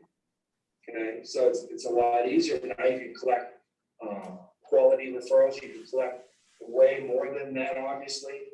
So when you meet a referral, it's a lot easier to get a referral from a referral, because that's how that you got. How'd you get in front of that person? Somebody referred you to them. So guess what they think that this program is like? Guess what they think that this, what's the way that must work, So now I gotta so it's a lot easier to ask them and for them to, play ball and to refer people is because that's how they know the program to even exist. So referrals are huge. Now, your minimum though, you should collect 60 referrals a week. We could do 100. Some people could do more than that. Well, never do we want to be below 30. That'll give us 15 set, and that'll still put us maybe in front of, I'm sorry, not 15. That'll give us 10 set and 5 seen, okay? And that'll keep us in the game. 10 set, 5 seen. And now at that point, if you see 5 referrals and you see 5 leads, you're still going to give your 10 presentations a week. You can see 5 referrals and 10 leads and get 15 presentations a week. But as long as you're collecting 30, you'll set 10 and you'll see 5. You'll see 5 referrals a week. That'll keep you in the game and it'll make sure you're getting in front of people. Here's another thing is with your leads, you're not going to give 10 presentations every single week off of the leads. Your first week when you get your leads, you might give 10, but if you don't collect any referral, your second week you might only give 8. Your third week, if you don't collect any referrals, you might give 6. And then your last week, if you don't collect any referrals, you might only see 4 people per week. And when you add that up, that's 10, that's 20, that's 28 people for a month, divided by 4, you only saw 7 a week. If you see 7 a week, you know, that's maybe getting 2 sales. And if you do, it's rolling the dice. So in order to ensure it, you got to make sure that you're collecting referrals in order to fill in these gaps.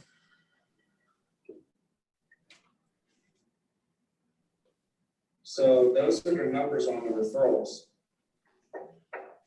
1 out of 3. Did they go over the referral tree? No. The referral tree goes like this.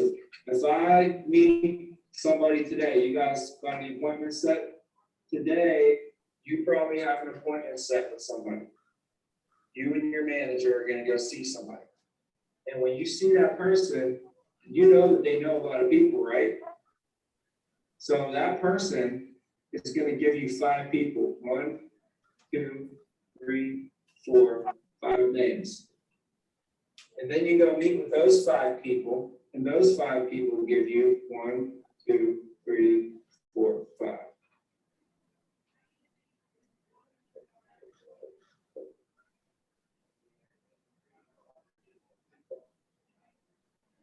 Imagine that. And then you go meet with those 5 people, and they give you 5 people. Right? And before you know it, you meet with them 5 people. And you got all this activity, all these clients all over everywhere. All because you met with who? 1 person. So you always have to be thinking like that. Every person that you meet with is literally a gateway of opportunity for you that before you worked here, did you have an opportunity where everybody could be an opportunity? Didn't exist, right? So your brain wasn't trained to think like that. But if you start to think like that, if they do business, if you do business with them, guess what? They should do business with you, or you take your business elsewhere. So there's a guy down the street who, will get you new tires. He has a tire shop, right? Say, all right, man, well, I'll get my tires. Yeah, it's great. I actually do life insurance. I'd love to be able to sit down with you guys and, go over some different life insurance options with you, right? And he's like, oh, well. And well, I love doing business with you, man. And I'd love to be able to have an opportunity. You're in my business. I'd love the opportunity to run your business as well. Oh, well, I don't know, man. I don't want to meet with you. And I don't want. Okay, all right. Well, there's no reason why I need to come here.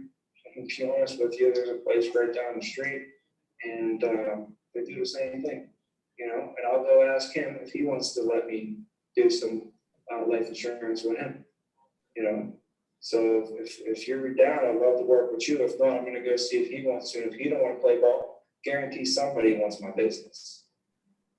You see that? That's how you gotta be. That's what my dad told me. He's like, if you do business with them, they do business with you. You know, you ask them for it, right? So I've done that before. I had a guy who wanted to wash my car. I said, all right, well, I need to sell a life insurance policy. So, do you have life insurance? He said, no. I said, all right, well, if you passed away, then who's going to be responsible for your funeral and stuff? I don't know. Probably your mom, right? He's like, yeah. I'm like, so you're going to make your mom pay for it? He's like, I don't know. Like, that seems kind of irresponsible, don't you think? I was like, come to think of it, you know, you need to get a life insurance policy because, you know, if you're going to be driving around my Maserati, you know, I need to make sure that, you know, whoever's driving that car is responsible, right? And I just don't think it's responsible to not carry life insurance on yourself. So what I'll do is I'll have one of my managers, because I don't even sell life insurance with them. You know, I was already one of the top managers of the company. So I was like, I'll have one of my managers, Nate, you know Nate, right? He's like, yeah. Like, I'll have Nate give you a call. You sign up for a policy with Nate, okay? Then you give me a call, and then you can come pick up the Maserati, right? So I mean, I had to play ball with him like that, right? But I'm like, Did you buy the policy? yeah, of course he played by policy. He didn't drive my Maserati, he didn't get the keys to that thing and go and get to clean it until he got it. You know, and he got it like literally that day because he wanted to clean my car that day. He wanted money. Yeah. So, anyways, that's just one small example, you know. So referrals, man. How about this? You guys with me on the referral stuff? So you might think like, oh, it takes time. No, I gotta talk to her, I gotta write their names down. You know it takes time. Sitting here and calling the same leads over and over again. It takes time as well. You know? So the time that you spend collecting the referrals is never gonna be time that's wasted. It's probably one of the best things you can do with your time. There's nothing better really you can do with your time. To be honest with you, I'd say referrals or getting a sale. I'd say get the referrals.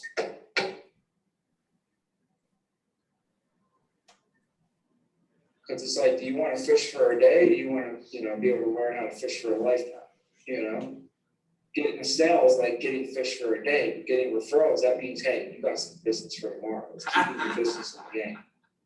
Did you see that?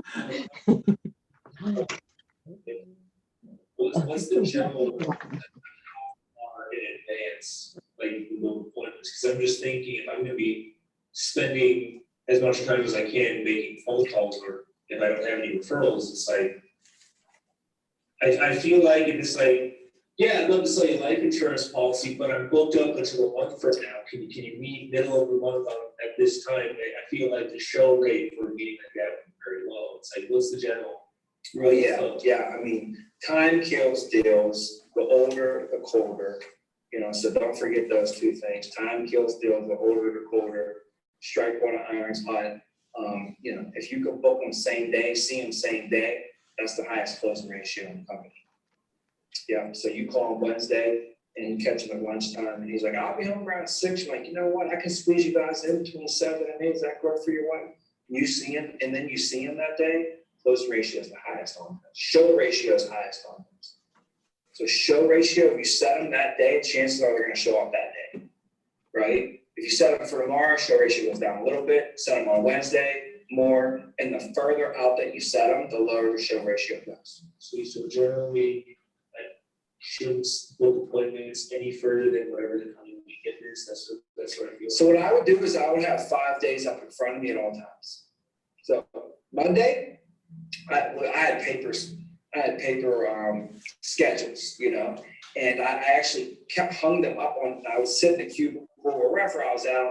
Sometimes I'd be in my car. The office was full. So we went into the parking lot and we would make phone calls in the parking lot. So I remember on my dashboard, I would have like, if it was Monday, I would have Tuesday, Wednesday, Thursday, or Tuesday, Wednesday, and then I have Friday, Saturday, and then Sunday. We're like all on the board, and I catch them on the phone. Okay, Joe, great. You know what? I'm pretty slammed, but I can squeeze you in tomorrow between 5 and 6, or on Wednesday between 7 and 8. What time works best for you? Okay, all right. So you're not gonna get home till Friday? Okay, well, you wanna know what, Joe? They do have me out there this weekend. Everybody actually fills up the weekend. They take all my slots, but before we even get into it, I do have a time between 10 and 11, or I can squeeze you even on Sunday. If you guys are available on Sunday, there's a few clients I promise I'd see in the afternoon. How's 1 to 3 work?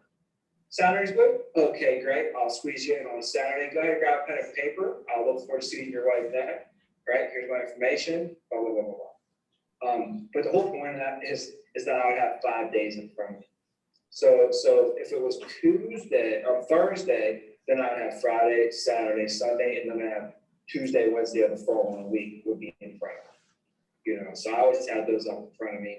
But I always did have next week's like still there. And like if it was something like, we're just leaving for vacation, you know, and I'm not gonna be back literally for a week.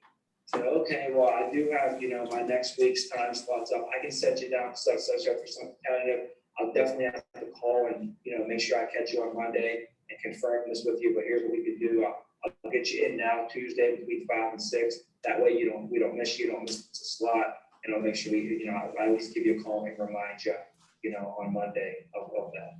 So, you know, hey, I don't want to book it, but he's on vacation. And here's the thing. If you get him on the phone, book the appointment, okay?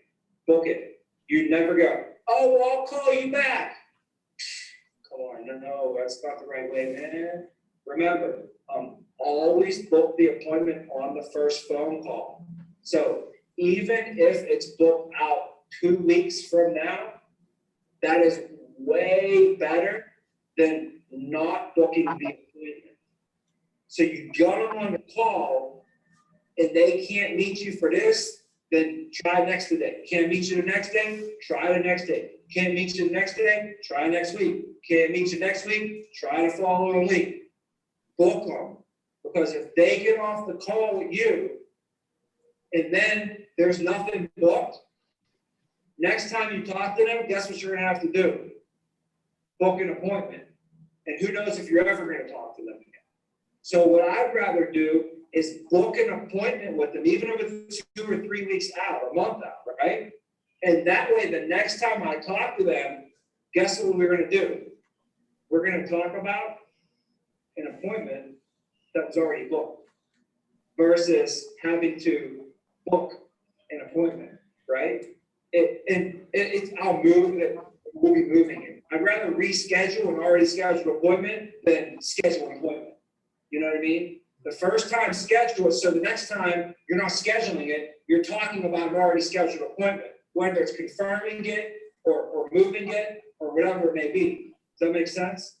Time kills those. And then remember this, the client's interest declines in proportion to how many times we call them and talk to them. So every time we talk to them and we don't book them, their interest declines and declines and declines. So that's why when we catch them, we gotta book them and get them on that schedule. Good question. Hopefully that makes sense. That's key phone tips right there, huge phone tips. Always set the appointment on the first phone call because the client's interest declines in proportion to how many times we talk to them.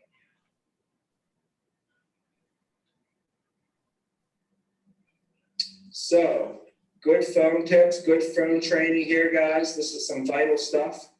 Hopefully these numbers are making sense to you. You know, I want you to see there's logical rhyme and reason behind this stuff, okay? You know, there really is. Does this make sense to you? I mean, isn't it pretty cool how it actually makes sense? You know? That's why I like the business. It's very fundamental. It's all that. Life insurance is all factual numbers. It's factual. It's numbers, black and white, logical.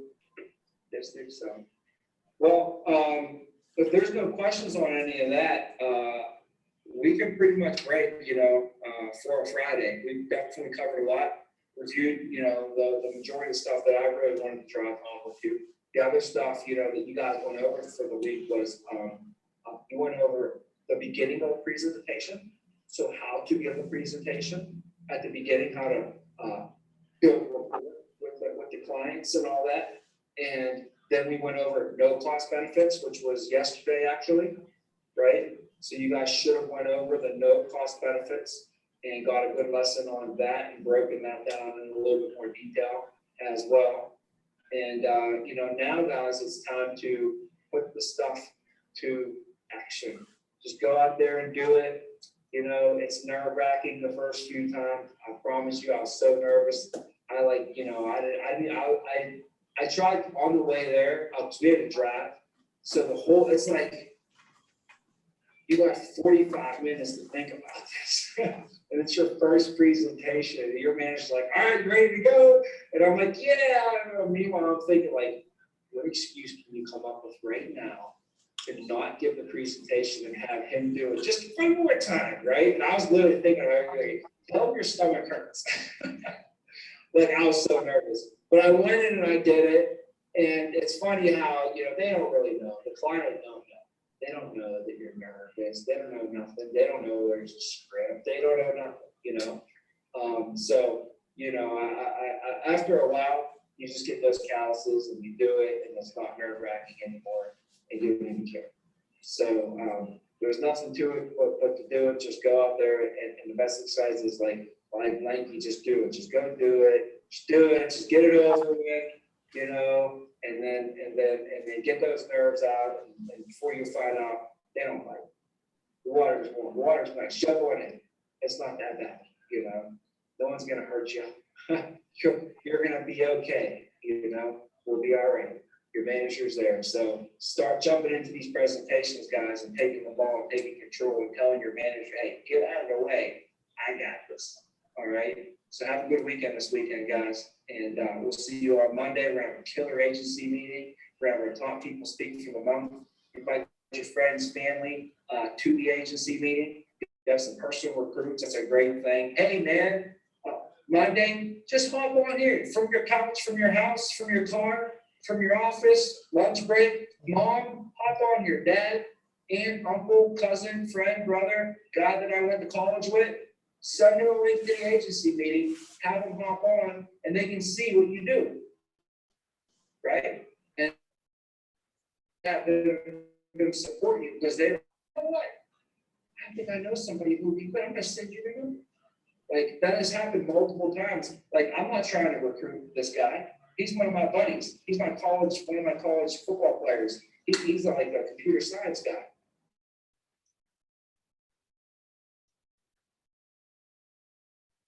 After watching that, my buddies might even be good at this. Like, cool, send them over, great for him. I had people say, you do life insurance? Like, yeah, I have a bunch of people I could probably get you some. I need some myself, as a matter of fact. And you drum up clients, and you're not even really trying to. You're just trying to say, hey, check this out. So setting people up and getting them into that agency meeting is probably the easiest thing you could possibly do these days. Back in the day, they'd have to get in a car and drive to the office to be here. Now, all over the country, your cousin lives in Alabama, great. Send them a link. They can watch it from Alabama, Florida, California, all over the country. So think about that. I'm sure they probably went over, your starting 10 list, for you guys to get your $750 going and getting it going now. Shout out, we got Ryan Wilson right now. He actually had right now over 60 people that he's identified that he wants to bring in. And we're calling all of them, and we got a couple of them on, a couple of them already hired, a couple of them are in a group this week, and we're calling them, get them set up for next week. But he's not playing no games, and more power to him, man, because he can break my record by doing something like that. But remember, man, you get $750 a person, so if you can get 10, that's $7,500. In order to get 10, I'd say you probably should aim for 30 or 40, and you'll at least get 10, right?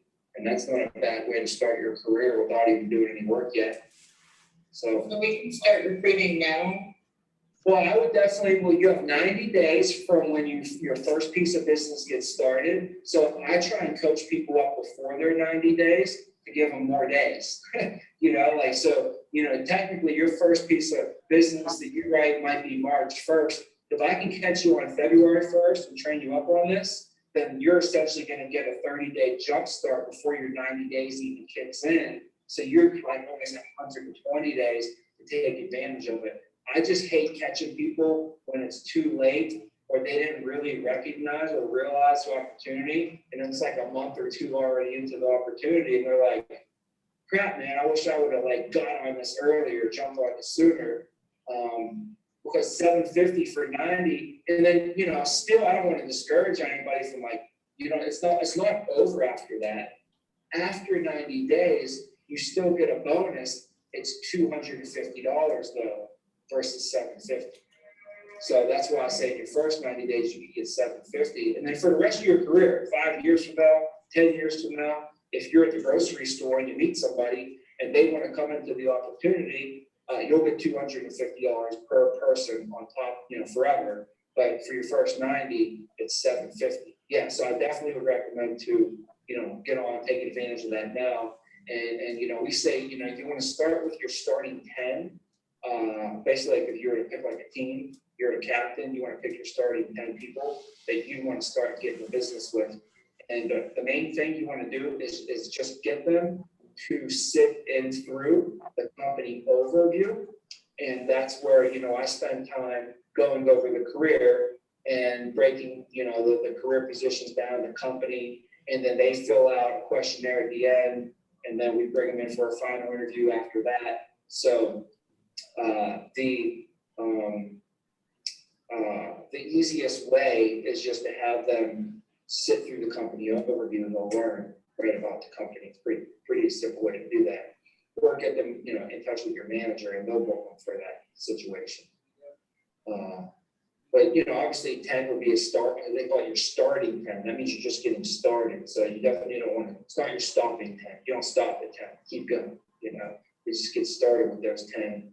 And you can write down 5 center of influences. These are people that that know a lot of people, and you just approach them and you say, hey, I'm starting with a new company. One of my first things is I'm actually working on getting management.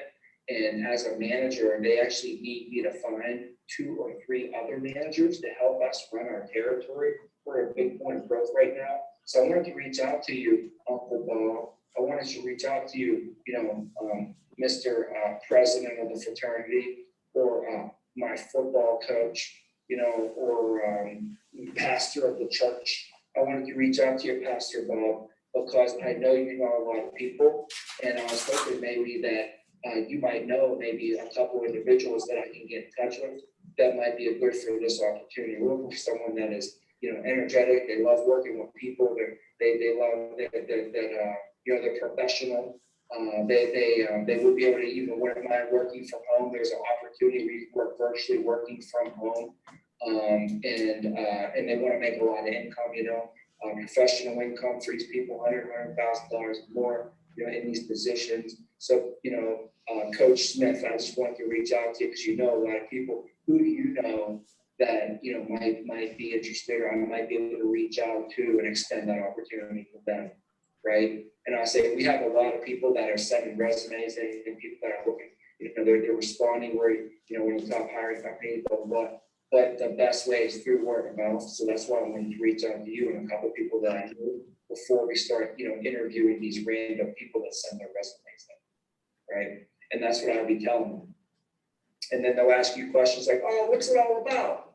What do we do? How does it pay? Is it hourly? Do we have to come to an office? Is it sales? What's it all about? All you do is you say, you want to know what, Joe? What I say? I am on training. So if they ask you that question, are you the one, that's able to answer that question?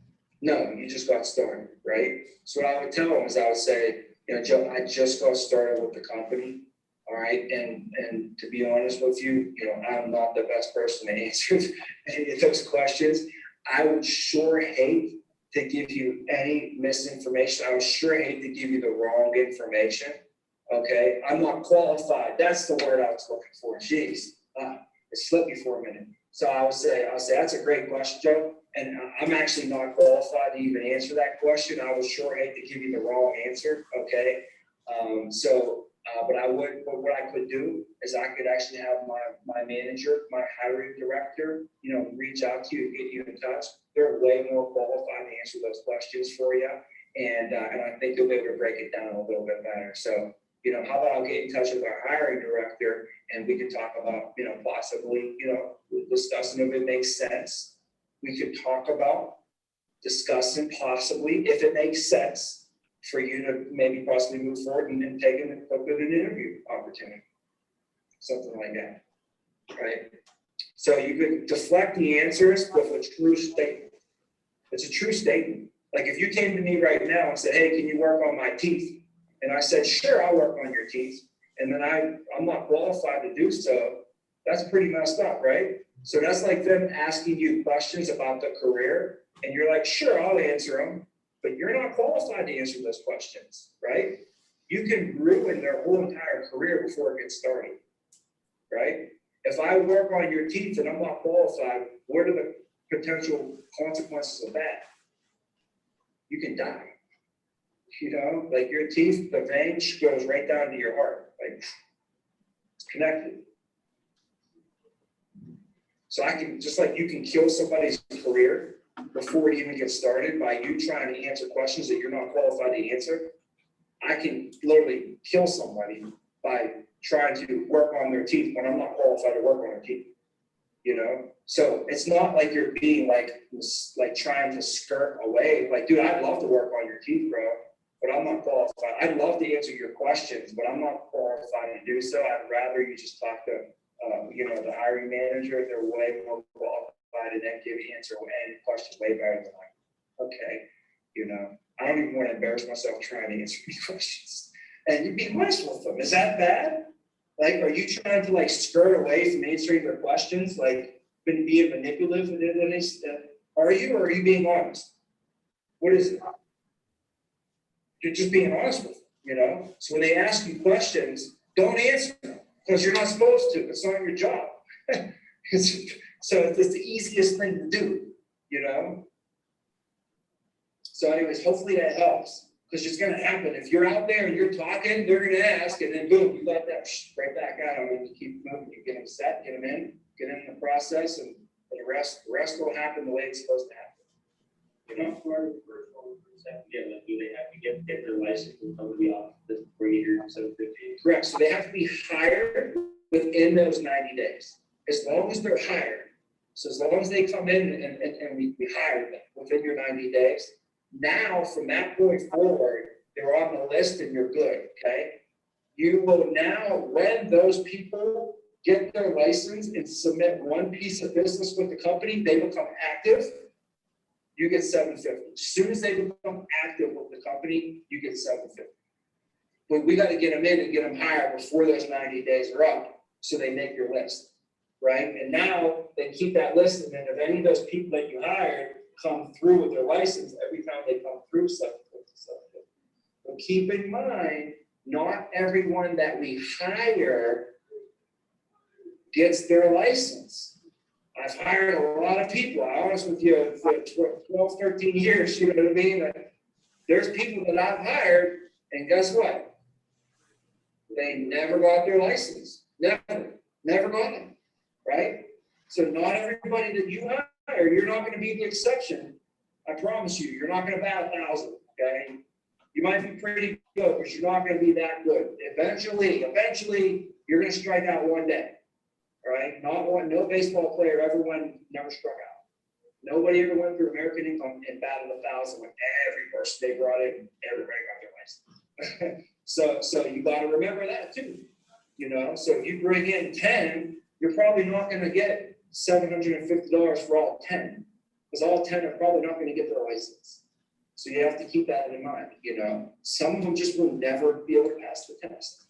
Some of them, they'll give up before they even get started, who knows what happens. But the better quality people that you bring, higher propensity, more of them pass, right? And the better of a coach that you are with building a relationship and getting them through, coaching them up, you might be great at it. You might be a 9 out of 10 person. You know what I mean? You might be getting great quality people. You're putting in a great system. You're coaching them up great, and they're all passing at a great rate. That's phenomenal, you know. So, In our recruits, like, because of remote working now, they can be from anywhere in the country at this point. yes, now you're talking. That's never has been an option. I broke all records in the company, and you had to be in the office every day, or you couldn't work. Think about that. And I can only recruit from like people who live in this zip code, right? Now we can recruit all over, and you can work from all over, and you can go to drive here or drive it. It's literally amazing. And then if you look at your last story on top of that, there was no Instagram or Facebook 12 years ago. Like, not for me, I wasn't an Instagram, Facebook guy. I don't think Instagram was even out in 2008, to be honest. You know, and if it was, I wasn't on it. And I did have a Facebook account, but believe me, I didn't know what Facebook was. I was just on it because, like, my friend in college got me on it or something, you know. So, anyways, how many friends does the average person have on Facebook? How'd you find out? You remember I say that? I think you might have mentioned remember. So, how many friends does the average person have on Facebook? 338. Man, that's weak. What kind of friends are they? I don't have Facebook. You don't even have Facebook. I don't use social media. That's free advertising. That's true. That's where I make a lot of money. If I didn't make no money, I probably wouldn't really use it. Well, that's stupid. I'm sorry about saying stupid, but 338, I thought it was like 1,000, you know? So, well, what's 338 times 338? So if you're an average person, you have 338 friends, right? And then they all have what? 338 friends. So times 338 times 338.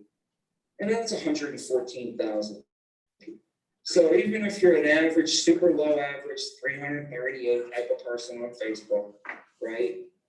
You still have a reach. You're 338, they're 338. You're one person away from 114,000 people. But for me, I don't know how many friends I got on Facebook. How do you find that? I don't even know.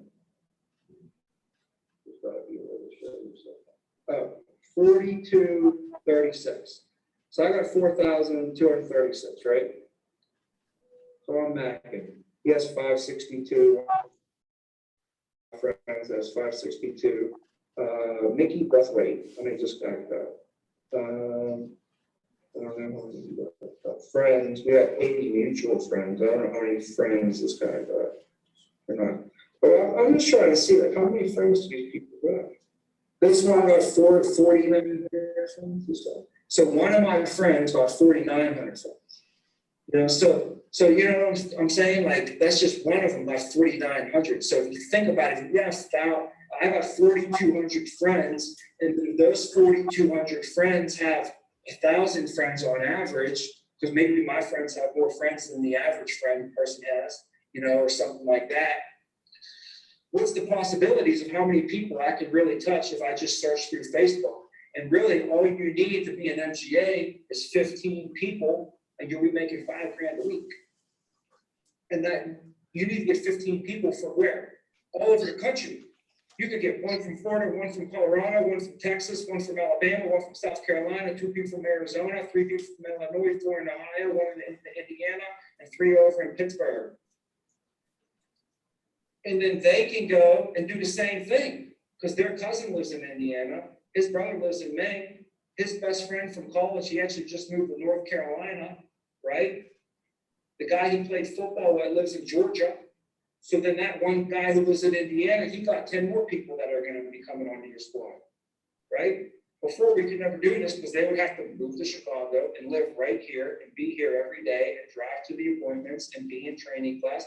And if you want to come work here, you got to interview, right? You have to interview. Well, how do you interview? You got to be here for the interview. There was no virtual. You had to be here in person. And then when you're done, you had to fill out a piece of paper, a physical piece of paper. If you didn't fill out that piece of paper, I went back and I went through the pieces of paper everybody filled out. I called back the ones that we liked. And then out of the ones that we liked, guess what? We had to book them for what? An interview. And then they'd come back for a final interview, which was where? Virtual? No, we didn't have virtual. So if you wanted to hire your boy would have to come back here for a face-to-face third interview. And then after that, they wanted to come in for training. Guess where the training was? In here, every single day, face-to-face. And after training, you get in your car and drive out into the field and see clients face-to-face. So for me to build the organization that we did build was a lot of extra physical restraints and constraints that are no longer there anymore. We're not bounded by the physicalities that we were before. I don't know how else to explain it to you, man, but we didn't have to drive to appointments. Like today, when you get out of training class, you get in the car with your manager, you and your manager drive an hour or even more. Sometimes you got to go through traffic, you're dealing with snow, all kind of stuff. You get to your first appointment, they're not there. They're not there. So then you go to your next appointment, you present to them. Then you go to your next appointment, they're not there. You go to your next appointment, you present to them. And then you get out of there, it's 8:30. And you're like, all right, we got this 9 o'clock. Let's slide over to this. Now you gotta hurry up and rush. You get to the pitch black out, and you're walking up to somebody's door, knocking on their door at 9 o'clock at night, getting in their house. Then you go into their house and you don't get out of there because there's a late o'clock appointment. So they want to talk to you, they want to bullshit with you. The kids are sleeping. They don't care, right? So now it's 11 o'clock at night. And you're like, all right, I'm going to get out of here. And they would still want to show you the basement. He wants to show you the tractor. He wants to show you his new, project he's working on in his workshop, whatever, right? So you leave there at 11:30, and guess how far you got to drive? You got to drive at least an hour to get back home. But me and you went out there together, right? So where's your car at? At the office. So that's where me and you would go. And then guess where I have to drive all the way back to my house? You have to drive all the way back to your house, right? Hey, bro, let's have a good night. Hey, get some rest, man. I'll see you back up there 8 o'clock, 9 o'clock. If you're a trainee, I'm going to sleep with 9. I'd be here 8. Right? I didn't leave the house till 11. We didn't get back to the office till 12. I didn't get out of my house till 12:30, 1 o'clock.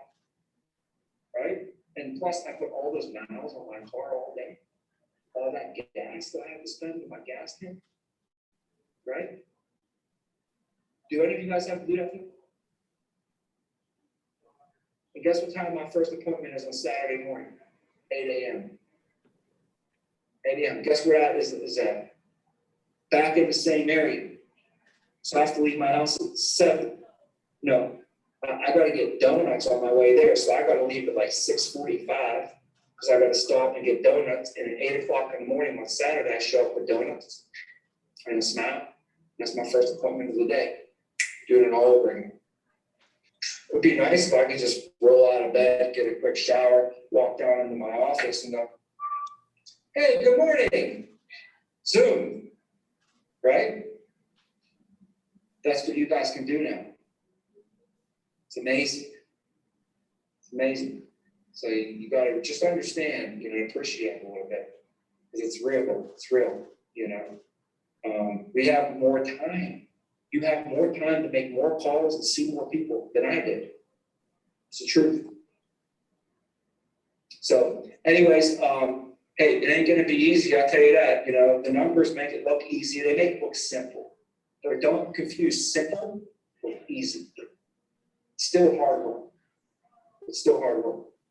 But it'll be worth it. You ever hear it's not going to be easy, but it'll be worth it. And this will be the hardest thing you've ever done in your life. If somebody hasn't told you that already, you know, you're not realizing that yet. If you do it this the right way, and you're pushing and you're pushing and you're pushing, that's doing it the right way. This will be one of the hardest, probably the hardest thing you've ever done in your life.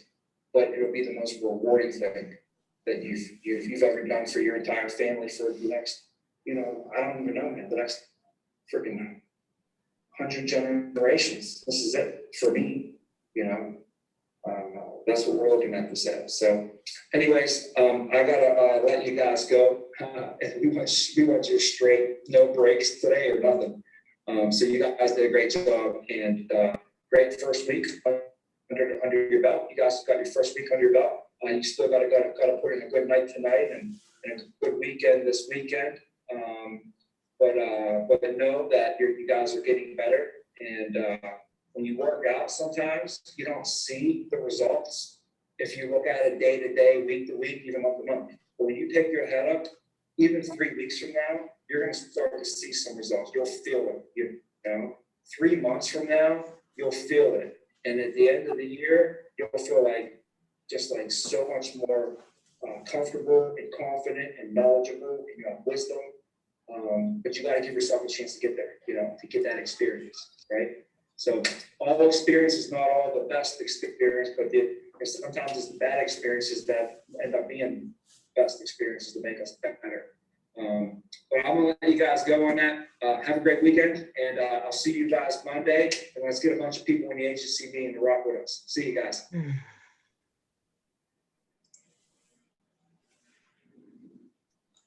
Hey guys. Hey, is that guy coming back? He was never here. Tommy, that was a taping of one. No, of his- no, the guy that set it I was up. gonna say, that's just a video. Oh, No, I know, the guy that set it up. Is he coming back? Oh, Matt, a good question. Matt just came in here because I'm sure that was not the plan for today and something happened, right? Yeah, or else they want to put a video on. I know Peggy and I were on earlier today, so the Wi-Fi cut out while we were doing stuff. So That was a substitute teacher move right there. yeah, basically it's like, hey, listen, we're gonna have you watch this video. Not that it wasn't good, but what did you guys think? First, I have to say, do you know how many times I almost unmuted myself because I forgot it was a video and wanted to say something or ask a question? I'm like, whoops, don't do that. Yeah, That's that's cute. the rough part about watching a video. We don't get that interaction. But was there anything that you guys got that was new or exciting? I took a lot of notes on a lot of what he was saying. I thought it was a good video. Let's see here. I thought how he broke down the time allotment for your calls was useful. Yes, that's the first time that I've really heard the actual breakdown of I got the whole show ratio down, the whole the cell ratio, the cell ratio, the show ratio, all of that. But then to hear it being broke down into hours a week, Right. so it kind of put it really in perspective how they emphasize calling your dials and making those phone calls, because truly you're spending more time on the phones than you are in actual presentations, what it comes out to be. Oh sure. So Well, I don't know if you guys noticed, but I keep on asking all of our trainers, like, how much time should we be spending here, right? Because it's really just a time conversion problem, right? I mean, once we get our skill set down, I think we just got to discipline ourselves to spend our time wisely at the right times in the right areas. And I think we'll be in good shape. I will absolutely say that I have a whole new respect for time management after just this first week alone. You know what I mean? For like, honestly, I'm just like, no, like every minute of the day counts. And I have a whole new respect for time management now. John, did you get anything going out of this? Yeah, sure. I mean, like I said, it's the same thing. I mean, I noticed that from day one is that, if you don't use your time very, very, very carefully in this industry, And with this agency, especially because they don't mess around. Like these guys are 7 days a week, it seems like. Yep. Which I'm not really planning on doing 7 days a week, maybe 6. That, you know, you gotta be like Christina in a way, is you gotta book yourself up solid for the entire week, and she even double books. So if somebody doesn't show up, she's got another option. So you gotta, I don't know what she's doing exactly, because she's fiercely competitive and she's not gonna give everything away, obviously. No, sometimes you can't control when people don't show up, right? Well, there's that, of course. I mean, yeah, but yeah, she just, So I know Austin double books too. yeah, so it's just really about being like Peggy and booking like crazy.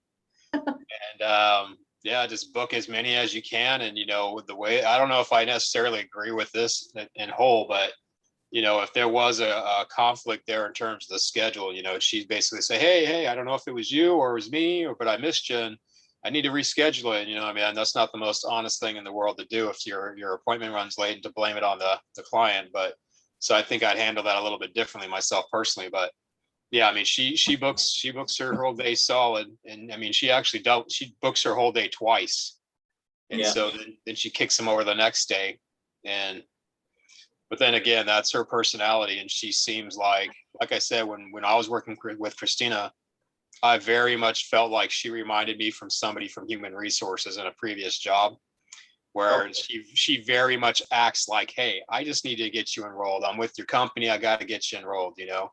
Right. I think your benefits, I got to enroll you. So I mean, she plays that very well. So Yeah. When I was on the phones last night, I kind of went with that angle. Worked out good. Hey, Peggy, you put up Referral Queen on your screen, which was hilarious and awesome. Can you tell us how you So make? here's the thing. So this is actually my third company. I don't feel like I'm agency hopping, but my life has been nothing but stepping stones since I've been a little kid. I always end up somewhere, I learn a lot, and then another opportunity comes, and here I am. Anyway, there's this guy at my former company. His name is Carlos, and he hates the phones. He absolutely hates them. He's been with the company for like 12 years. The guy makes like, I don't know, 25 grand a month. And he doesn't make phone calls anymore. Not at all. Very rarely does he make phone calls. What he does is he walks and talks. No matter where he is, he will walk up to somebody and say, compliment them somehow, strike up a conversation, and then just tell them, hey, you know, you're really sharp. You know, and he'll start just talking to him about what he does. And that's how he gets all his appointments, and that's how he makes almost all his sales. He very rarely makes phone calls. And when you get to that point, when they're that's all I've heard since the very beginning, the first day with Austin. Referrals. That's all they talk about. It makes your job so much easier. If you can get to the point where you don't have to be sitting on the phone. When I worked with bankers, I used to make 300 calls a day, 5 days a week. And then usually Saturday morning, we were required to come in every Saturday morning, had to be there at 9 o'clock. We called from 9 until noon. And usually then I could get almost that many calls in. On an average, I would have 10 to 8 appointments set every single week. And the numbers that he talks about, I didn't write a lot down, but they're pretty close to what I've experienced. The hours thing was really interesting. Nobody ever talked to me about that, so I wrote that down. But I'll tell you what, those calls were cold calls. Yeah. I'm talking about a list with 20 some names. Half the numbers were wrong. Half the addresses were wrong. I hated it, but Yeah. I did it anyway. And that got me 10 to 8 appointments a week. These guys, the people that we call right now with these leads are so receptive. They just are. So if we could all get to the point where we could start getting our presentations in, get good at that, and in the meantime, get really good at referrals, your life is going to be like so beautiful. because getting on the Right. phones, I will it's a say, like, hassle. with the Rough being a cold with the call. leads that we have, I think it's fully the fact that we're 100% union backed, and the fact that this comes from their union. They've got this letter from the president, and Yeah, they filled out this card, like that literally gets it going. You know what I mean? Like, it oh does. yeah, I filled this out. Like, I'm looking right here at your at your response card with your handwriting. I'm confirming your information. So I think that's huge. And then when I learned It that is. you're the only place that does that, and I had 3 other interviews prior to this one, and I'm like New York Life, Aflac, and I think it was like Lincoln Heritage, and they're like, oh no, like you got to build your own business. You have to cold call, you have to market. And I'm like, no, I am not interested in any of that. Yeah. But the way that they have the presentation set up, like the child safe kit, so easy to get referrals. Like I can name 20 people right now, Mhm. myself. And then when you saw, like, if it's a hard card lead and then they have that AD&D, and then they can sponsor, like, wow, I have $20,000 that I can sponsor, $2,000 a person. Like, Yep. I'm good. Hell yeah, I'm gonna give you 10 people. You know what I mean? That's free for them. They don't have to pay for Exactly. that. It's huge. Like, those are just easy referrals to get. For sure. So I know those, like I'm saying, those cold calls, I mean, it was misery. And that's why I'm saying, like, everyone I talked to last night booked appointment. Just because I got so good at the cold call things, I'm like, this is like, you could practically do this in your sleep once you get used to doing it. Yeah. Because, like you said, they're so receptive.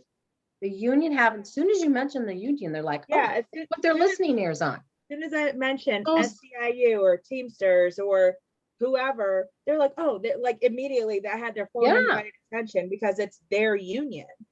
Yep. I think it's interesting to hear from you, Peggy. Well, and Matt and John, I don't know if you guys have any insurance experience prior to. I don't.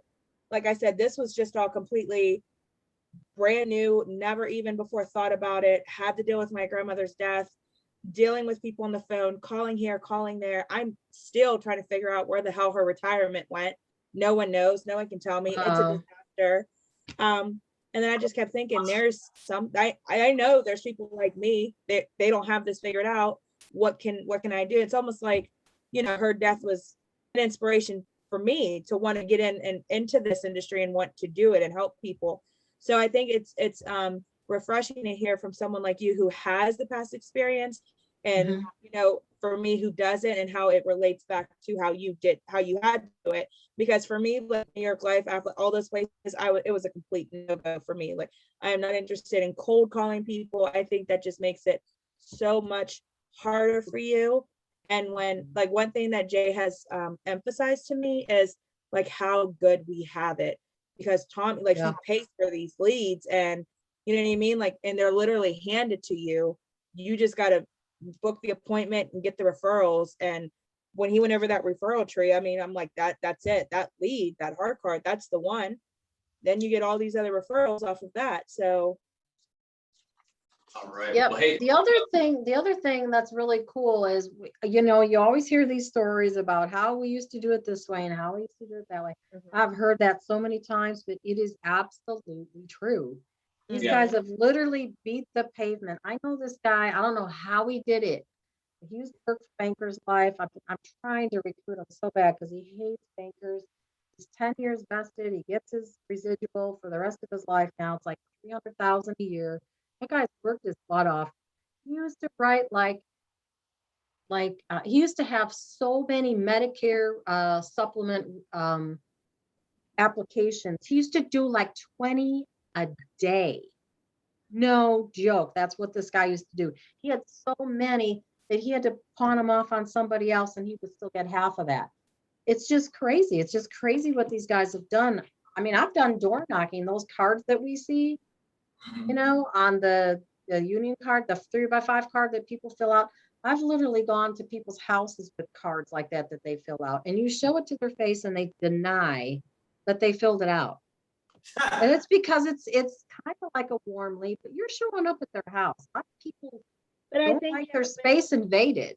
I hate door knocking. I Times hate it. have obviously changed, because I know if I see anyone come to my door that I don't know, I'm not answering. Exactly. Like times have changed, and we're in scary times as well. You know what I mean? Like you never Yeah. know. You hear stuff all the time. And that was probably one of the first things that Josh said to me when I got hired was how it was all like you had to be in Chicago, but then when the pandemic hit, it took them 9 days, I believe he said 9 days to transition and get this thing going, you know, literally hit the ground running, and boom, like it opened it up to the entire country. Like anyone. That could is work. the thing about these guys. I'm telling you, if I was your age, I would be like on cloud 9 because I'm in my 60s. And, you know, this is just, I don't really have to work, but I want to. And there's things that I want to do. But at the same time, oh my gosh, this is amazing. Like Banker's Life, it took them 4 months to even get a Zoom, to figure out how to do Zoom. They like totally missed the boat last March. Yeah. It was insane. Yeah, I And- mean, for sure, it made and broke a lot of places. It did. These guys are training beasts. They seriously are. They don't mess around. And I'll tell you what, the more they do, the more they're going to help you. Yeah. There's Yeah, I just no way around that. If you work your butt off, they're going to help you.